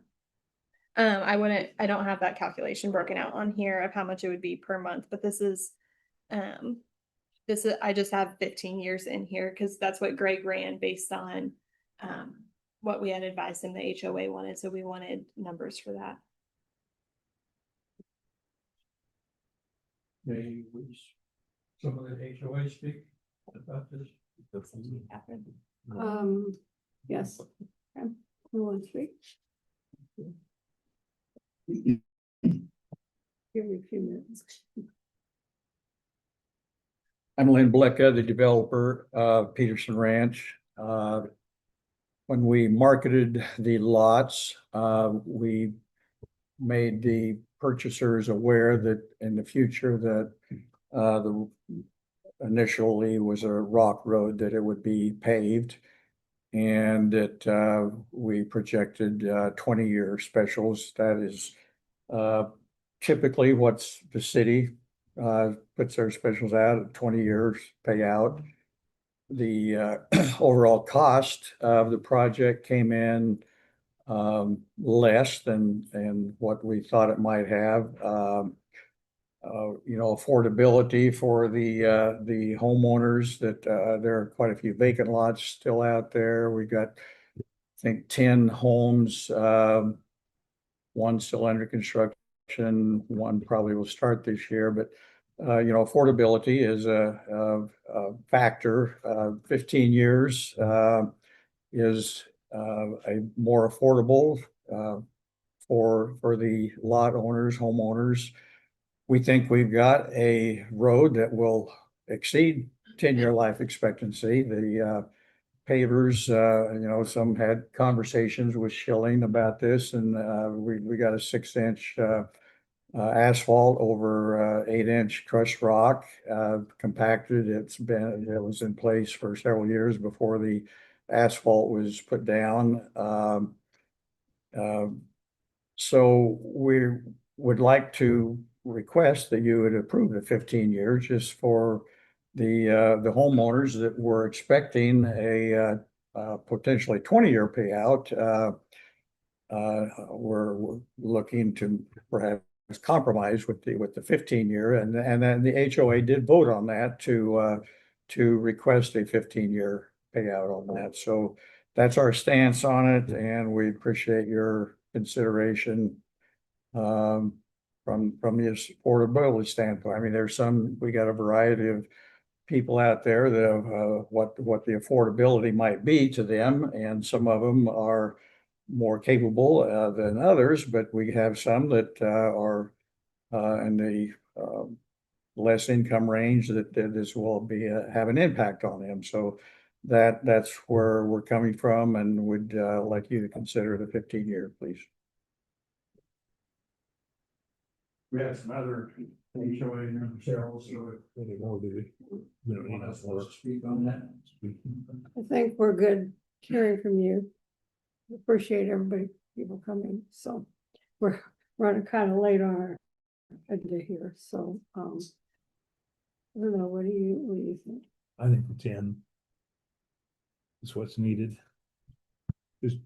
John, do you have any? Are you still there? Yeah, I'm still here. I'm thinking 10 as well.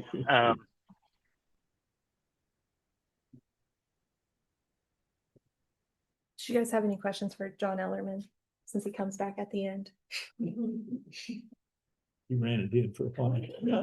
Smart guy. He knew I asked him to be here and he just took off, so. I don't know. I think we all agree that, Yeah. And where to with, go. Okay, so it's just, well, I'd make, move to approve assessing special assessments for the period, for the 10-year time period on this project. Second. it's been moved and second to approve the year, where we special 10 years special assessment for Peterson Ranch Special Division. All in favor? Aye. Aye. Thank you, commissioners. Clarify, I will get a resolution before the board setting a public hearing. I'm looking at July 20th, which will actually be when those are assessed.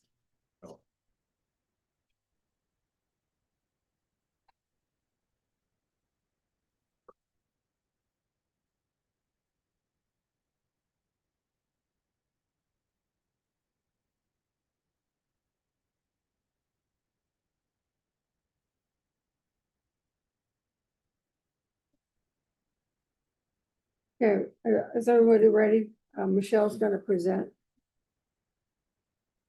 All right, good morning, Commissioners. Michelle Reed, Human Resource Manager. I'm here today for the new and expanded position requests for 2027. For 2027, there are 2 new position requests and 1 expansion. We have Barry here to go over the attorneys, and then Jacob will go over the counselors, and Rich will go over the elections. So we will start with Barry.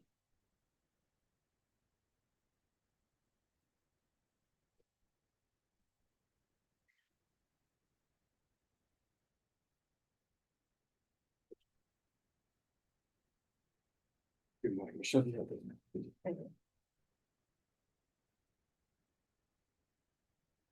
Good morning, Commissioners. I've asked, and she volunteered, Deputy Director of Freeline from the Raleigh County Police Department, has prepared the short memorandum. That's okay. Good, thanks.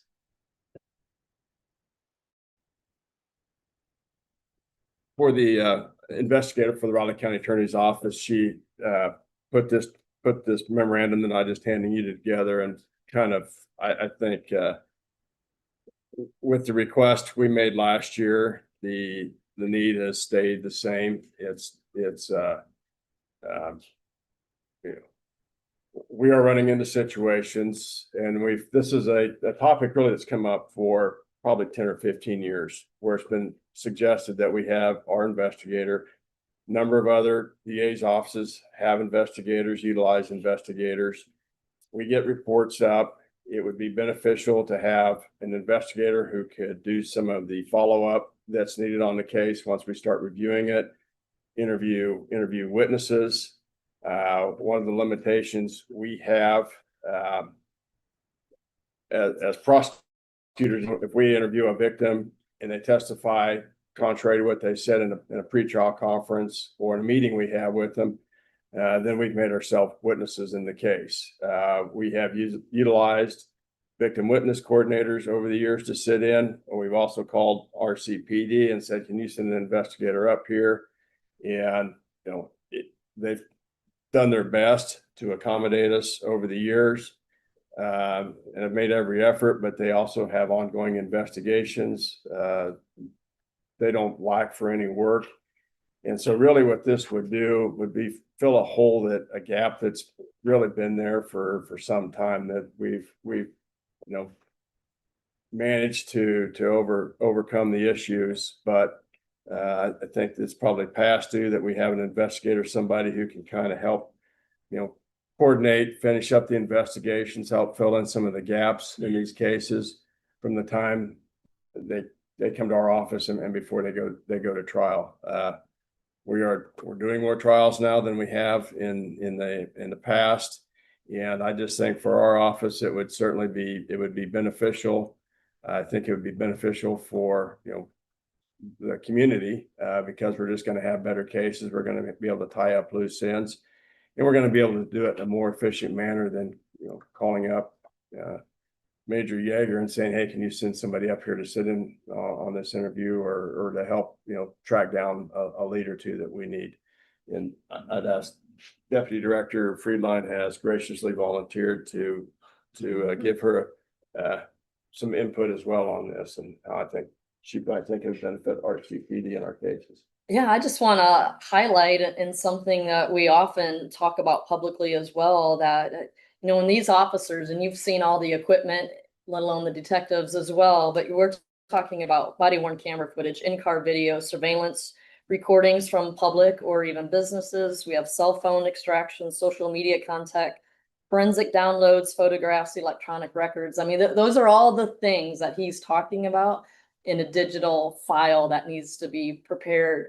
Like he said, there's a congruent between us and his office that we try and package and produce and review that content for him. But as he prepares for a preliminary hearing or trial, there is a gap. And I kind of noted at the bottom of my page, I didn't have the exact split of how many felony cases. And of course, it can vary from a property crime versus a person crime of how much time. But I mean, when you're looking at staffing, you're talking about an easily 2,600 hours of video or electronic evidence analyzed. And you can see, we've sent just over 900 cases in the last 18 months that he's still reviewing, considering for prosecution and everything else. And you can only imagine the volume of content that's associated with that. We would be more than happy to work congruently with somebody else if you guys decided to fund a position for that, because I just think that would only help benefit both parties, both RCPD and the prosecutor's office. And I would stand for any questions you guys have about more specifics as well. Well, I know you've been discussing this for a couple of years, the need for this, I understand. Yeah, well, what happens functionally is we're getting ready for trial for a case that's been investigated 9 months, a year, maybe 18 months prior to that. RCB has sent it up, we're reviewing it, we're getting ready. And okay, we see a gap here, a gap there, something loose end. So we're calling Brad, hey, we need, Detective so-and-so to go out and do this. And, Brad's response is gonna be, well, he's working a child death case right now, so I can't free him up. And those are the situations that they come up over and over again. And so it would be nice to have somebody internally who can do that work for us. So, we're not, always pulling resources. So it will speed up the time between the arrest and the court date, or is that just? I don't think it will speed up time. I think what it will do is it will help clean up. It'll help clean up cases, make it more efficient, more manageable for us to do the follow-up and some of the things that need to be done from an arrest to getting a conviction. So I was thinking about the jail, holding someone, and the Well, time. I think there's some other things that could be done there too, but Yeah, if you want your jail update, it's 1:41 this morning, of course. I was ready in case you asked me, Plenty of felonies in there. Yeah. So, yeah, this is something that's. What? You have a dollar value on that? We do. I didn't see it in the notes, but maybe Yeah. there are several pages of stuff in. Okay, yeah, so yes, for the criminal investigator, the pay is gonna start around 67,413. Benefits is 28,347 with a total with wage and benefits of 95,760. She just read it for me. Oh, okay. Yeah, right there. Yeah, I'm sorry. No, I say there was a stack there's of one. papers in there today. I missed that one. There's I'm one. sorry. Oh. No, I didn't scroll down far enough. See that page. Okay. Thanks. Any other questions for Barry or Aaron? Well, I think this is a position that's been needed for a long time. I would be in favor of it. I guess. Yes. We've got some of the budget things going on. I know that's It's tough. overall. The overall budget is the only concern. I mean, it's obviously needed. I don't doubt that.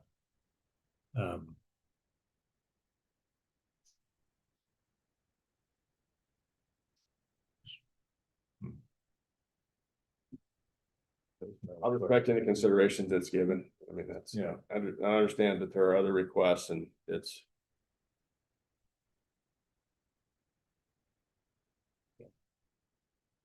Do we have to do these individually or as a Yeah, whole? they will be individually. You can listen to all three and then decide, but we are making a request to do a motion for each one individual. Okay. Go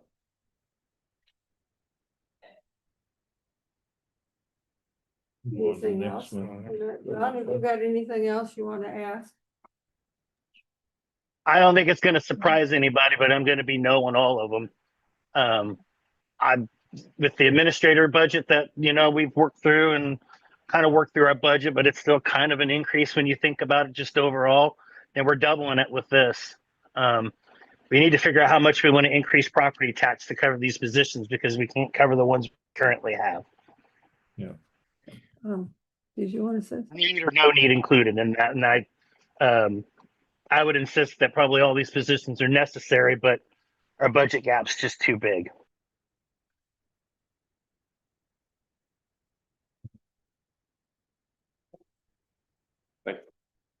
Thank you.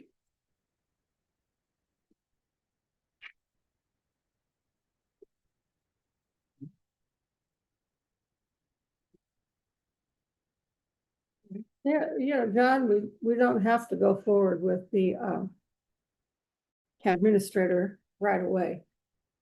Yeah, We can put that off, if we really need these positions. So, I mean, we have to be. I'm under, my opinion would be we need the probably an administrator probably worse than these other three of my opinion. Just simply due to timing. I agree with John. Okay. Commissioner, you ready? Yeah. All right. Good morning, Commissioners. Jacob Hansen, Riley County Councilor, here to present the request for a human resource assistant and or an administrative assistant position. Request is somewhat unique in that we would anticipate that this position would fill necessarily potentially two roles, essentially based on the organization of the human resources department that would eventually fall under the administrative department as well.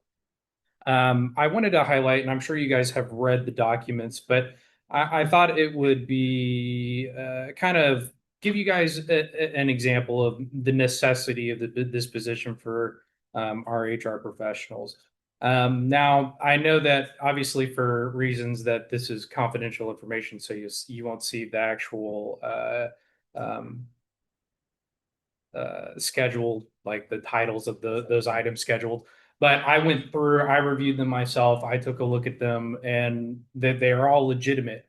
The problem that you can see that I think this properly addresses is that, our folks are bouncing around from here to other offices constantly, which leaves little time to be able to do any administrative functions. And there's a lot of administrative functions that individuals have to do.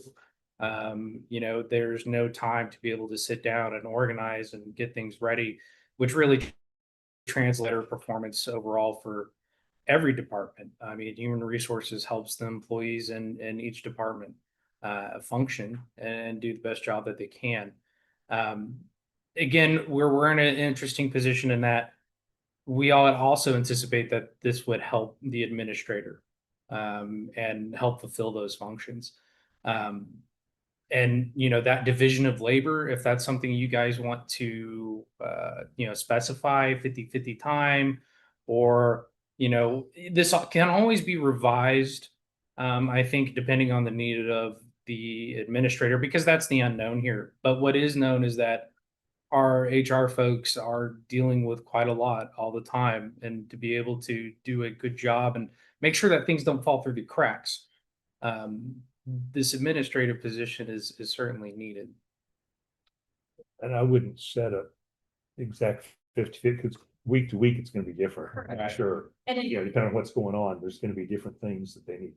It wouldn't be a hard, fast rule that in the mornings you work here, in the afternoons you work there. That's not going to it'll all be within the administrative office, so it's not like we have to worry about separating pay between two people. Yeah, it's all the same. And I know you guys talked about the administrative assistant for the administrator not needing it, but every department has some form of administrative assistant to do their AP, to do their P cards, to do those functions, and not having that administrator or the administrator, kind of lacks there. And that's where the HR assistant can then assist with those duties, because they'll have to process our receipts and do that. Right. So it's kind of a combination that this person can help both the administrator and the HR tasks that need to be done in an office. And wasn't this position at halftime in the current, I know you haven't been able to fill it, but I'm just saying it's been in the budget.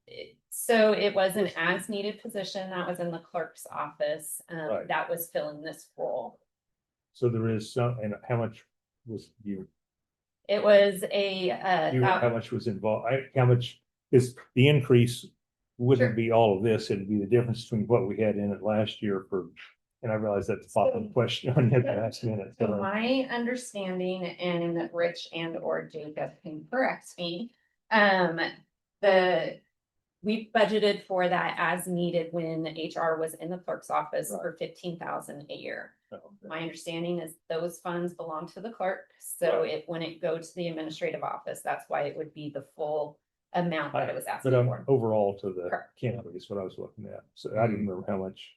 So it was probably non-benefit. It was a non-benefit, so the only benefits that were calculated were like the FICA. Yeah, the ones you have to. Which is the 7.65% on that 15,000, so. So since HR and The administrator. yeah, would be under the county councilors would be transferred to the administrator. Yeah, I mean, I'm only here really presenting because right now Right now, I'm their it's supervisor, but Right. ultimately it'll be under the administrator. You know, and one thing just to explain a little further, and I don't know if you guys need additional explanation, but you know, with HR currently under my office, they certainly utilize my support staff as well, as much as that they can help. And I know it's probably made a big difference, and they have plenty of requests and asks because it's good to have that support staff. So then we would take any administrative assistant of the other budget. I'm not sure. I think you guys removed the administrative assistant in the presentation for the budget of the administrator. So we would probably just put it back in there Go out of the as needed team off of the clerk's office though too, correct? for next year. I'm not certain, Brittany, if you would like to. Yeah, please do. Need more microphones. Good morning, commissioners.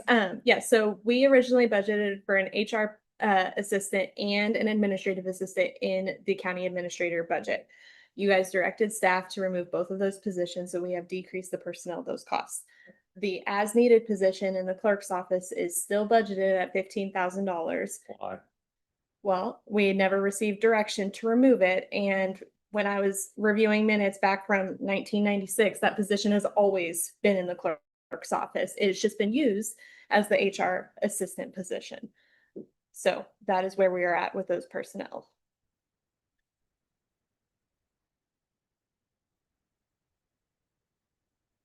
Any other questions I can answer?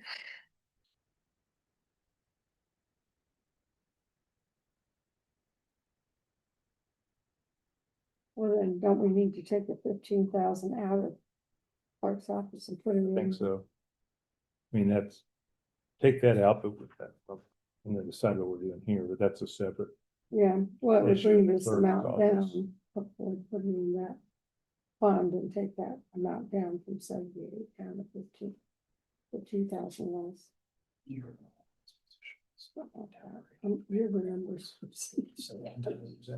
Well, the first time we actually did present this, we did have it graded higher as a generalist, because really a lot of the functions that position does could be at a generalist level. But Elizabeth and I went through the positions to see what more her and I could take on and shift admin to them. So we were able to bring it down to the lower graded position. Yeah, and that way it just keeps a straight administrative level function. All right. Thank you, you. Commissioners. Next, we have Mr. Vargo.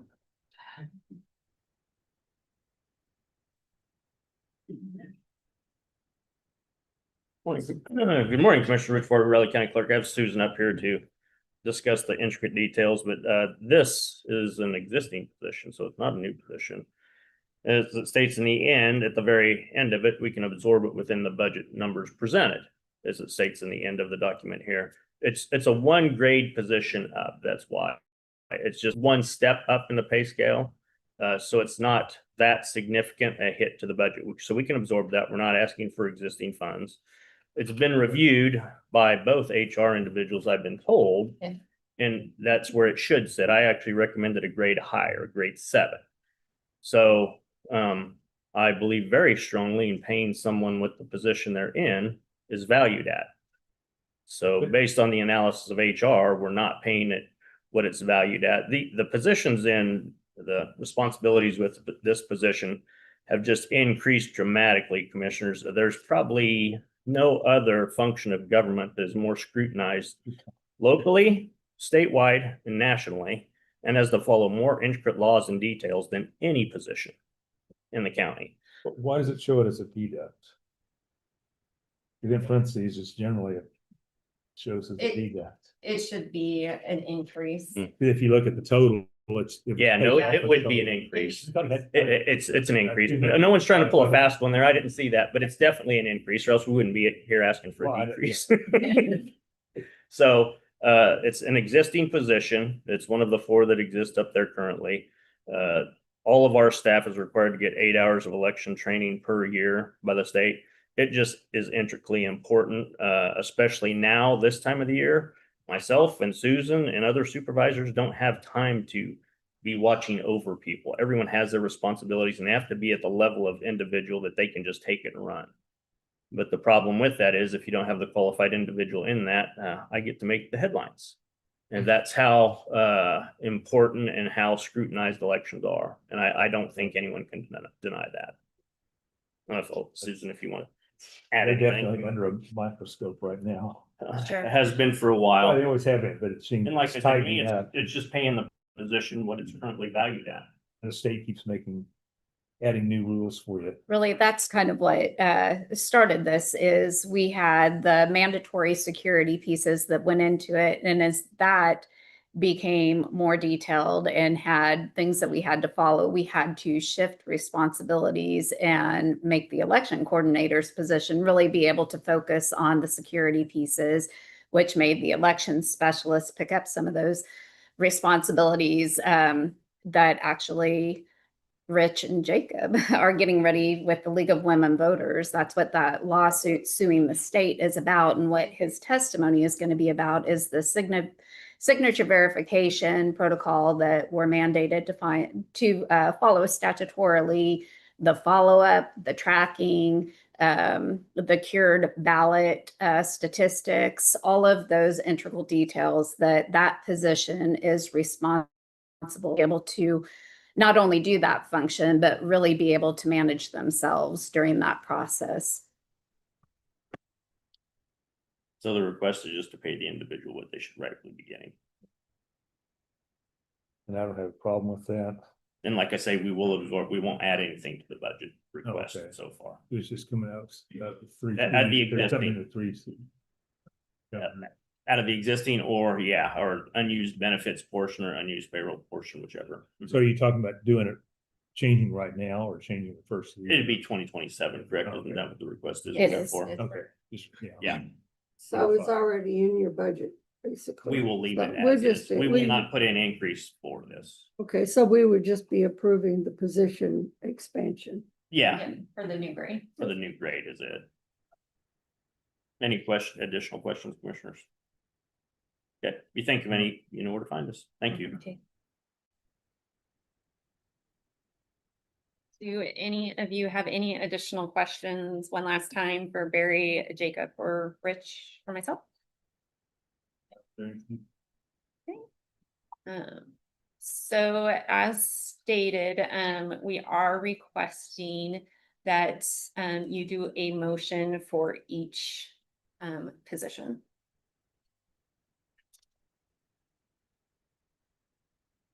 I would make the motion to approve the election specialist expanded position. I would I'll second. second. After it's been explained now, if you can keep it within the budget, I can live with that.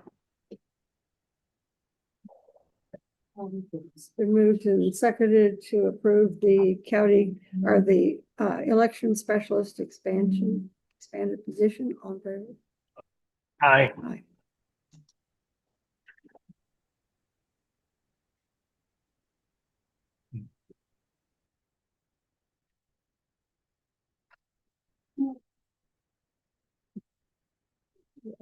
Really boring, Gary. Yeah.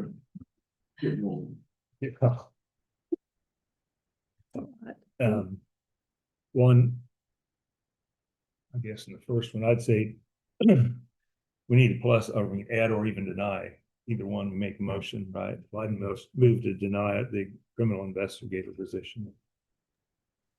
I'll second. It's been moved and seconded to deny the criminal investigator position. On favor? Aye. Aye. All opposed? Aye or nay? And I'm back and forth on the other one.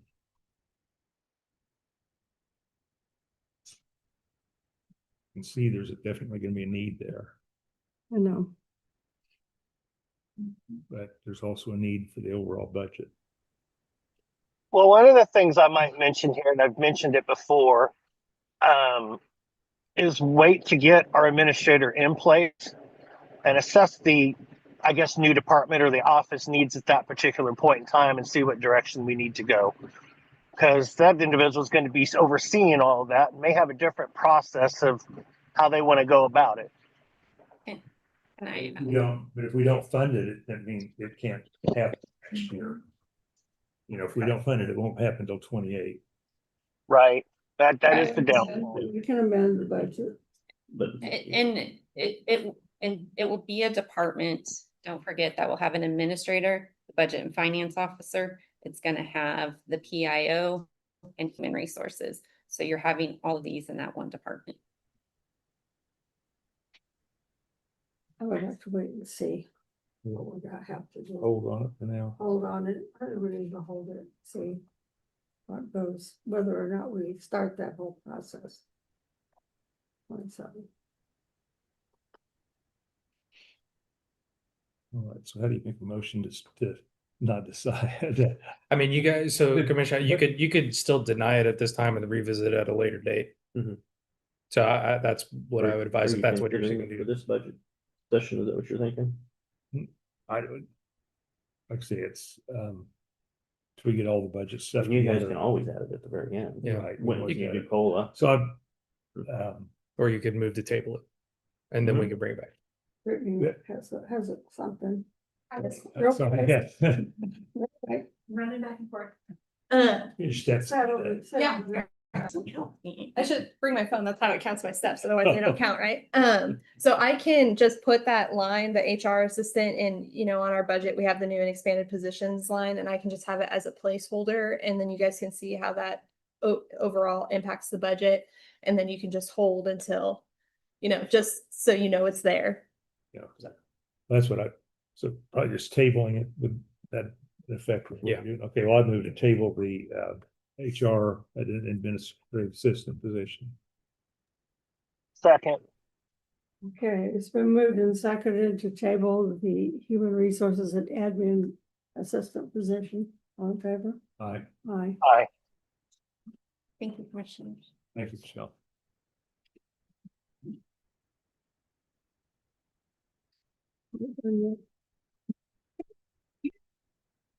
Do you need a quick break? Yeah, let's take a break here. Stand up for a minute. Stand up, move around. Okay, everybody count seven. What's Gary doing? No problem. Yeah, good, Rich. How are you? Good. Busy weekend? Oh, man. If I could go back. Yeah, that's fine.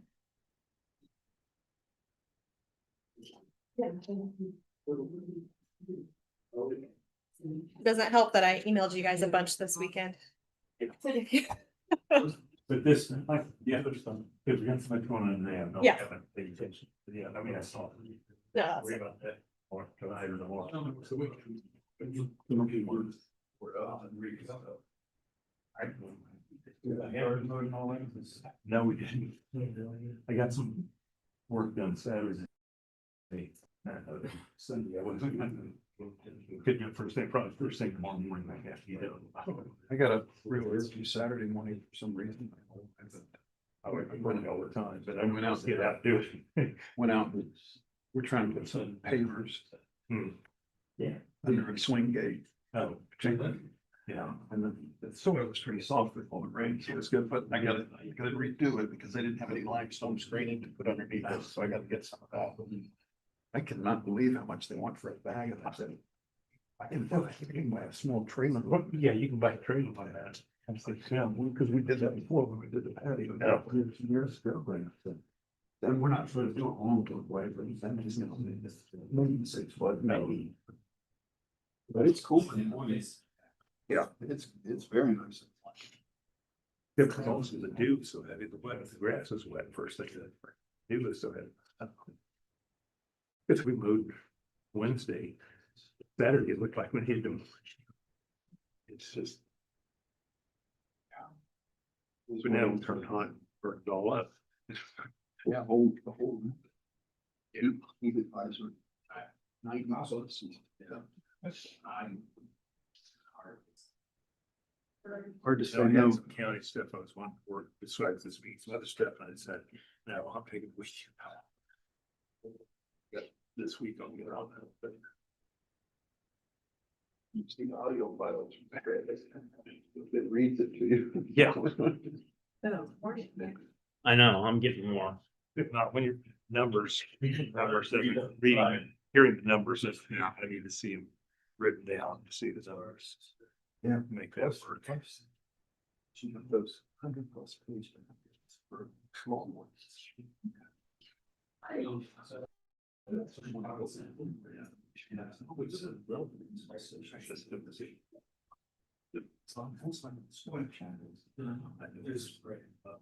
Some, there's a lot of it that I don't think they need to see every time, but I can finish that so other people, although we can see that, okay? Well, the public It's not, it's off that whole packet. I don't ever keep it up, so I keep the pieces of one. One thing, if I need to look at it, is online, go back and look at it. Right.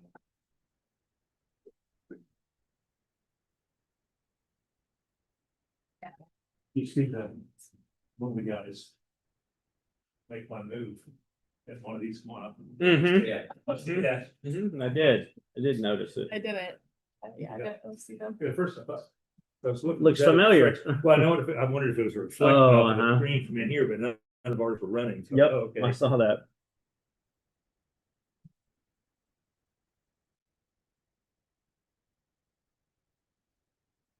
Now we get the easy part, right?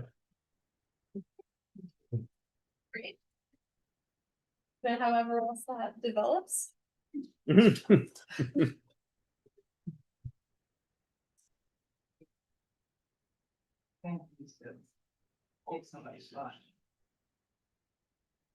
I think the room cleared out. I tend to do that. Oh, no, you draw a crowd. You're out. Thanks.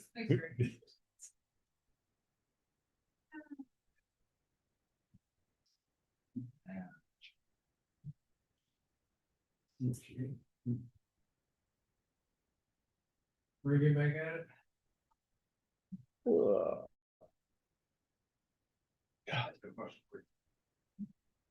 There's a bit, just long enough to get from your office, so it's fine.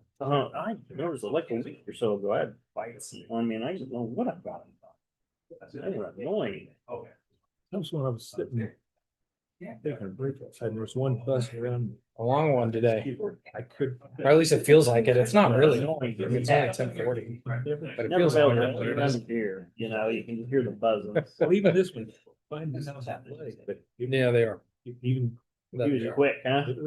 Usually it's Season not that mosquito. maybe later in the year, that'll be Colder day. Yeah, they'll be tired or slower. Okay. I was tired and slower. Yeah, no doubt. No. Okay, you guys ready? Sure. At least I'll ever. I'll watch it up there. Sure. Okay. Good morning, Commissioners. Brittany Phillips, Budget and Finance Officer, here to discuss appropriations again. So last Thursday, you guys rejected the budget and sent it back to Budget and Planning to make recommendations. So we ultimately started with appropriations. And just to give you some context of kind of how we got to where we were, the original discussion started at cutting them completely out. However, we understand that does have, you know, a huge impact to our community. And these are services that people really use. Some of this is part of, you know, like Adibus uses this for their match funds. And so ultimately we landed on a 15% reduction based on their 2026 approved rate. Additionally, this morning you had asked about that Riley County General line. So of course, Make My Move came out of that this year. Also the Flint Hills Leadership Program comes out of that, and it's $1,000. And then anything else that could come up, we do have an economic development policy that allows outside entities to formally apply if they needed funding for something. And so that's where that money would come out of as well. So just to give you a little bit more information. We use it, I know. I think it's been about that same for a while, but do we use it all? I mean, that seemed like there's a couple other things that came out of it. Yeah. Kwanzaa's separate. It doesn't come out of that one. We have a separate line for that. But ultimately in my time here, the only thing that's really come out of it is the Make My Move. That's been additional. I did have a request, was it last year from Kirk Crabtree? And you know, I had talked with the Rural Economic Advisory Board, and just explained what that process really looks like. And at that time, last year, we were in budget season, I believe, and we had advised, you know, the commissioners are not looking at, you know, any outside agencies besides, of course, Be Able was the only one you guys added to the budget. So Where does that 132,850 go every year if we don't use it all? Where does the excess go? Does it go back into a separate fund? Well, it would go into the unencumbered cash, so, you know, so whatever we don't use, it would roll over. Yes, yes. So it would just go part into the unencumbered cash for economic development. What was Kirk asked? Was that for the REGAB group or something? For information at the time. Yeah, Oh, okay. yeah.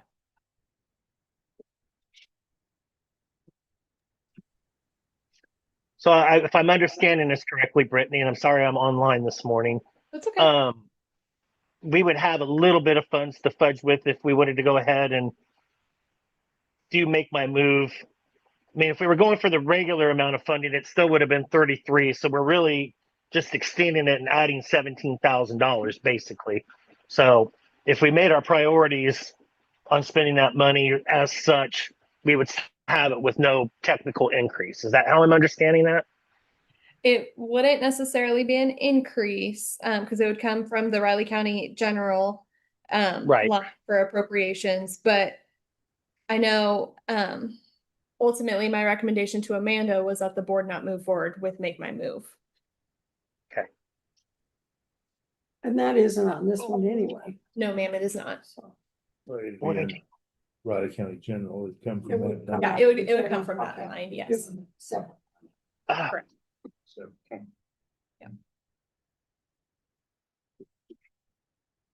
So this is where budget and planning landed for appropriations. I don't know if you guys had any additional questions. So that's, what was it, 20% decrease? It was 15% 15. decrease Okay. based on the 2026 approved request. So I totaled that up, it's 1,817,628. Between the two. Yeah, for all of them. I'm gonna roll with that for now, but you know, as we get into the budget, we may need to think about a little deeper potentially, or doing it by a percentage or something for each of the larger amounts, something along those lines.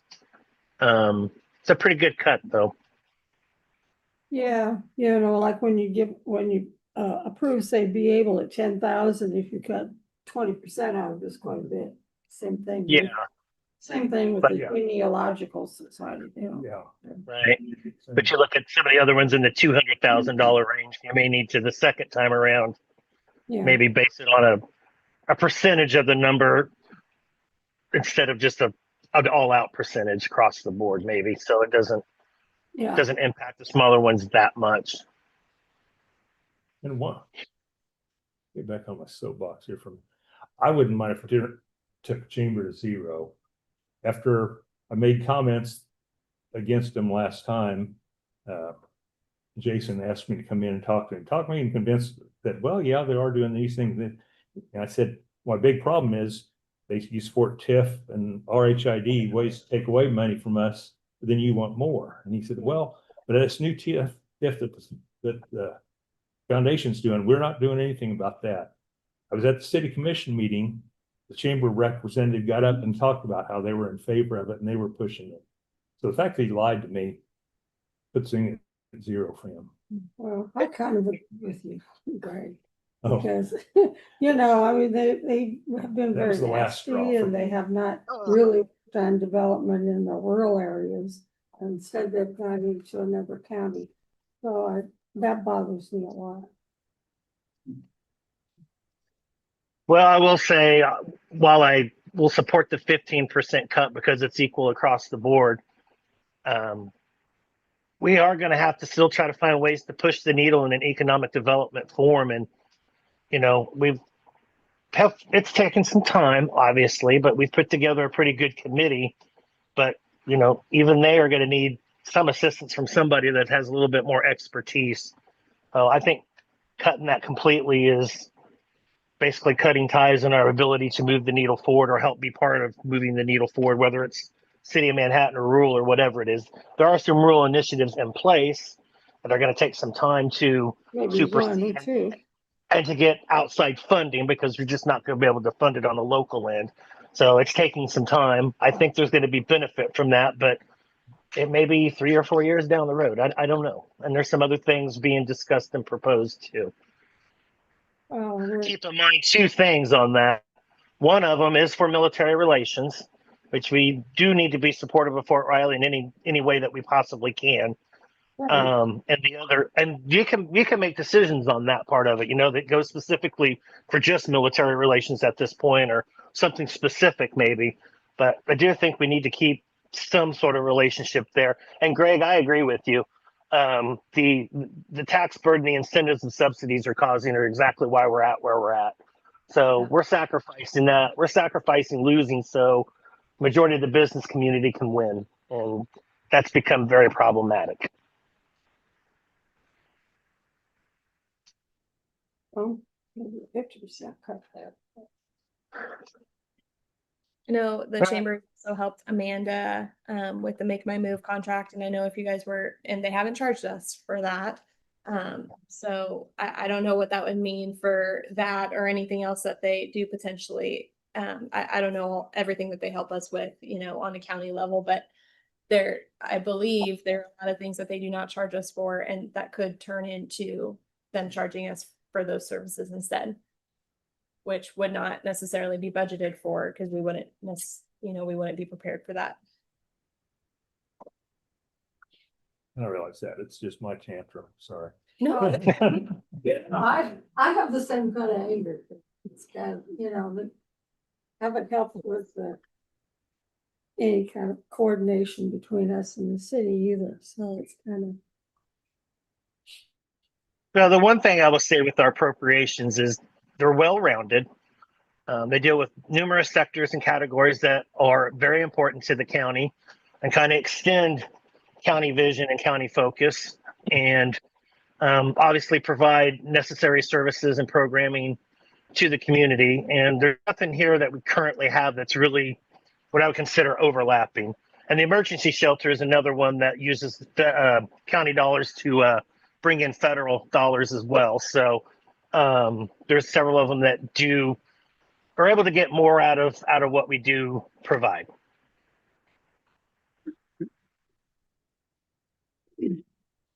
We could keep the two smaller ones, freeze them at last year's level, maybe, rather than increase. Do So something like that. the genealogical and the NPO. I was looking at emergency shelter and be able. Oh, okay. Well, you could add the genealogical. You know, it's going to Freeze it. veterans over, Yeah. that 150 isn't that big a deal there. Yeah. John, because I know you're involved more in the NPO. Does cutting that, what does that do for the NPO? Well, my guess is going to be because of input and they're getting grants to do other specific projects, which kind of helps.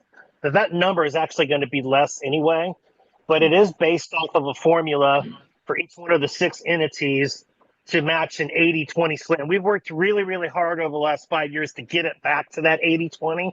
So it's becoming 80% federal through KDOT, and then the local entities, the 3 counties and the 3 cities, are then paying the 20% difference. That was going to be kind of hard to take away from, but Jared has indicated that each of the last couple of years, each one of those budgets have come down some. Commissioners, I might also add on the MPO, if we're not paying what they have allocated as our fair share, we lose voting rights and within that organization. That's, like I said, that was one of my. And there's a There's potential formulas and stuff. I didn't want to mess it up by cutting that. Yeah. Yeah. And there's a potential to lose specific county federal funding over that as well. And that's why the MPOs have been established. Well, so maybe we freeze those at the level we had in 26, the lower ones. Okay, so Well, go ahead. yeah, that's what were we talking? Instead of reducing them. Or we could do that. I don't know. That's just a thought. I think just to be fair to everybody, we should have at least one equal, maybe decrease. So we're not playing favoritism necessarily over what we have. But then obviously look at that if we need to make another cut moving forward, of just leaving everybody, the smaller ones, where they're at. No. For right now, leave. For right now, leave like MPO and Emergency shelter. what about downtown Manhattan? Genealogy, no. Because those are the ones that doesn't make that much, the cuts aren't that much of it. Yeah, Veterans Yeah. Coalition, that's for the Veterans Parade. That's the parade. And then we'd have the lowest ones. Okay, We'd have, Like everything from emergency shelter amount on down. okay, yeah, it's the highest one. So just to confirm, you want to keep emergency shelter at the 2027 rate or the 2026? That Okay. needs to be going back to the 26 rate, is my understanding. Yeah, Emergency shelter, genealogical, be able, veterans, MPO. downtown Manhattan, no, I guess it's not. Yeah, they didn't necessarily have an increase. Mm. We just proposed a 15% decrease, so that's up to the board. And then for the MPO, just to get clarification, are we keeping the funding level required for our share? Or do we want to keep it at 2026? Because if we keep it at 2026, we lose those voting privileges. Oh, Yeah, what probably is ought to the keep it. minimum amount? What they provided. The 31? Yeah. Yeah, 31. that's what, yeah, we probably need that. Okay, so you want to Yeah, keep keep- MPO. MPO at for our share. request. Okay, But the others, we're wanting to keep at 26. okay, and then, Everything else is 15. okay. Okay, so just to confirm I'm hearing everything correctly, we're going to keep emergency shelter, genealogical society, Be Able, Flint Hills Veteran Coalition at their 2026 approved rate. Gonna go ahead and have MPO stay at the 2027 rate. And then everything else, so Big Lakes Development, Council on Aging, Adibus, et cetera, be at what the Budget and Planning Committee recommends. Yeah, that sounds, Yeah, I John? circled the ones. yeah. Yeah, I'm not gonna be on board with that. I would favor one, at least strategic, straight up cut, so it's fair to everybody. Okay, we don't have consensus, so I would ask for a motion. Well, I would move to approve the list as you made that list. Keeping, rather than go through every one. Okay, they need the right information. Yeah, of keeping the 26th on some of them and MPO at 27 and the rest at 15% cut.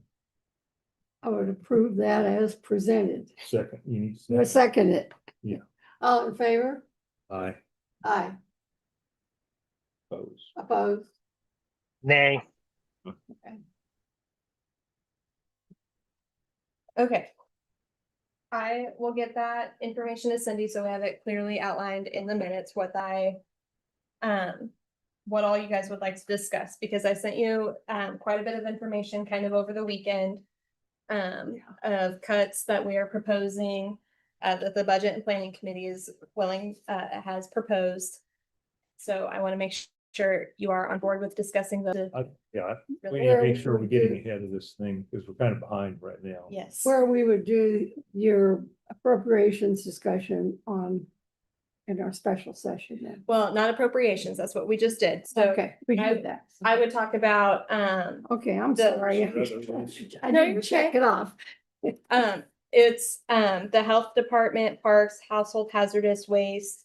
And then we could also do the CIP session that you guys had requested.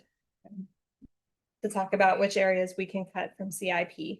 Oh, okay. Yeah, Okay. that seems. And you're gonna send all that out again? Yes, ma'am. I sent all of that information yesterday afternoon, Okay. but I can definitely. I saw that, but I didn't print anything. Okay, I didn't see it till today. that's okay. I have to admit, I haven't had the chance to look at that myself yet, so.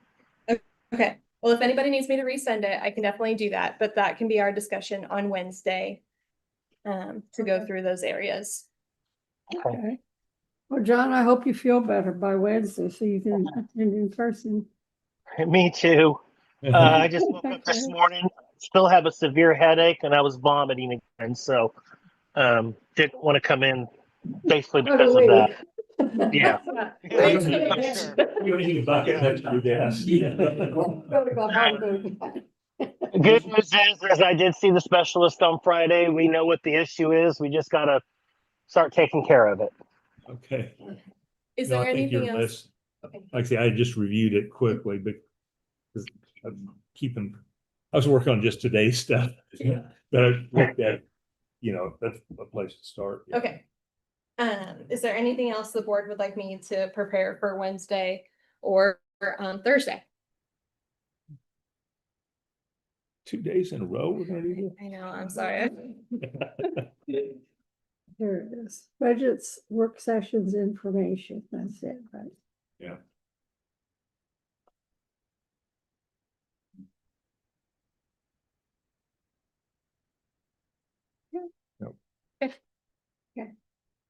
Well, if you guys think of anything else you would like me to prepare or any questions you guys have, I'm in my office all week beyond, taking our new PIO around, so I will be here, but if you have any questions or anything, give me a call or email me.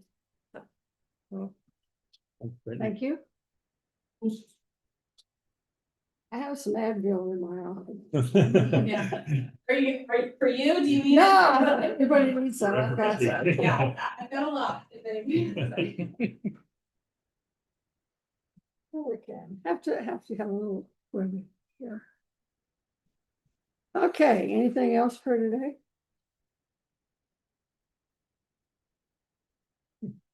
I've had enough.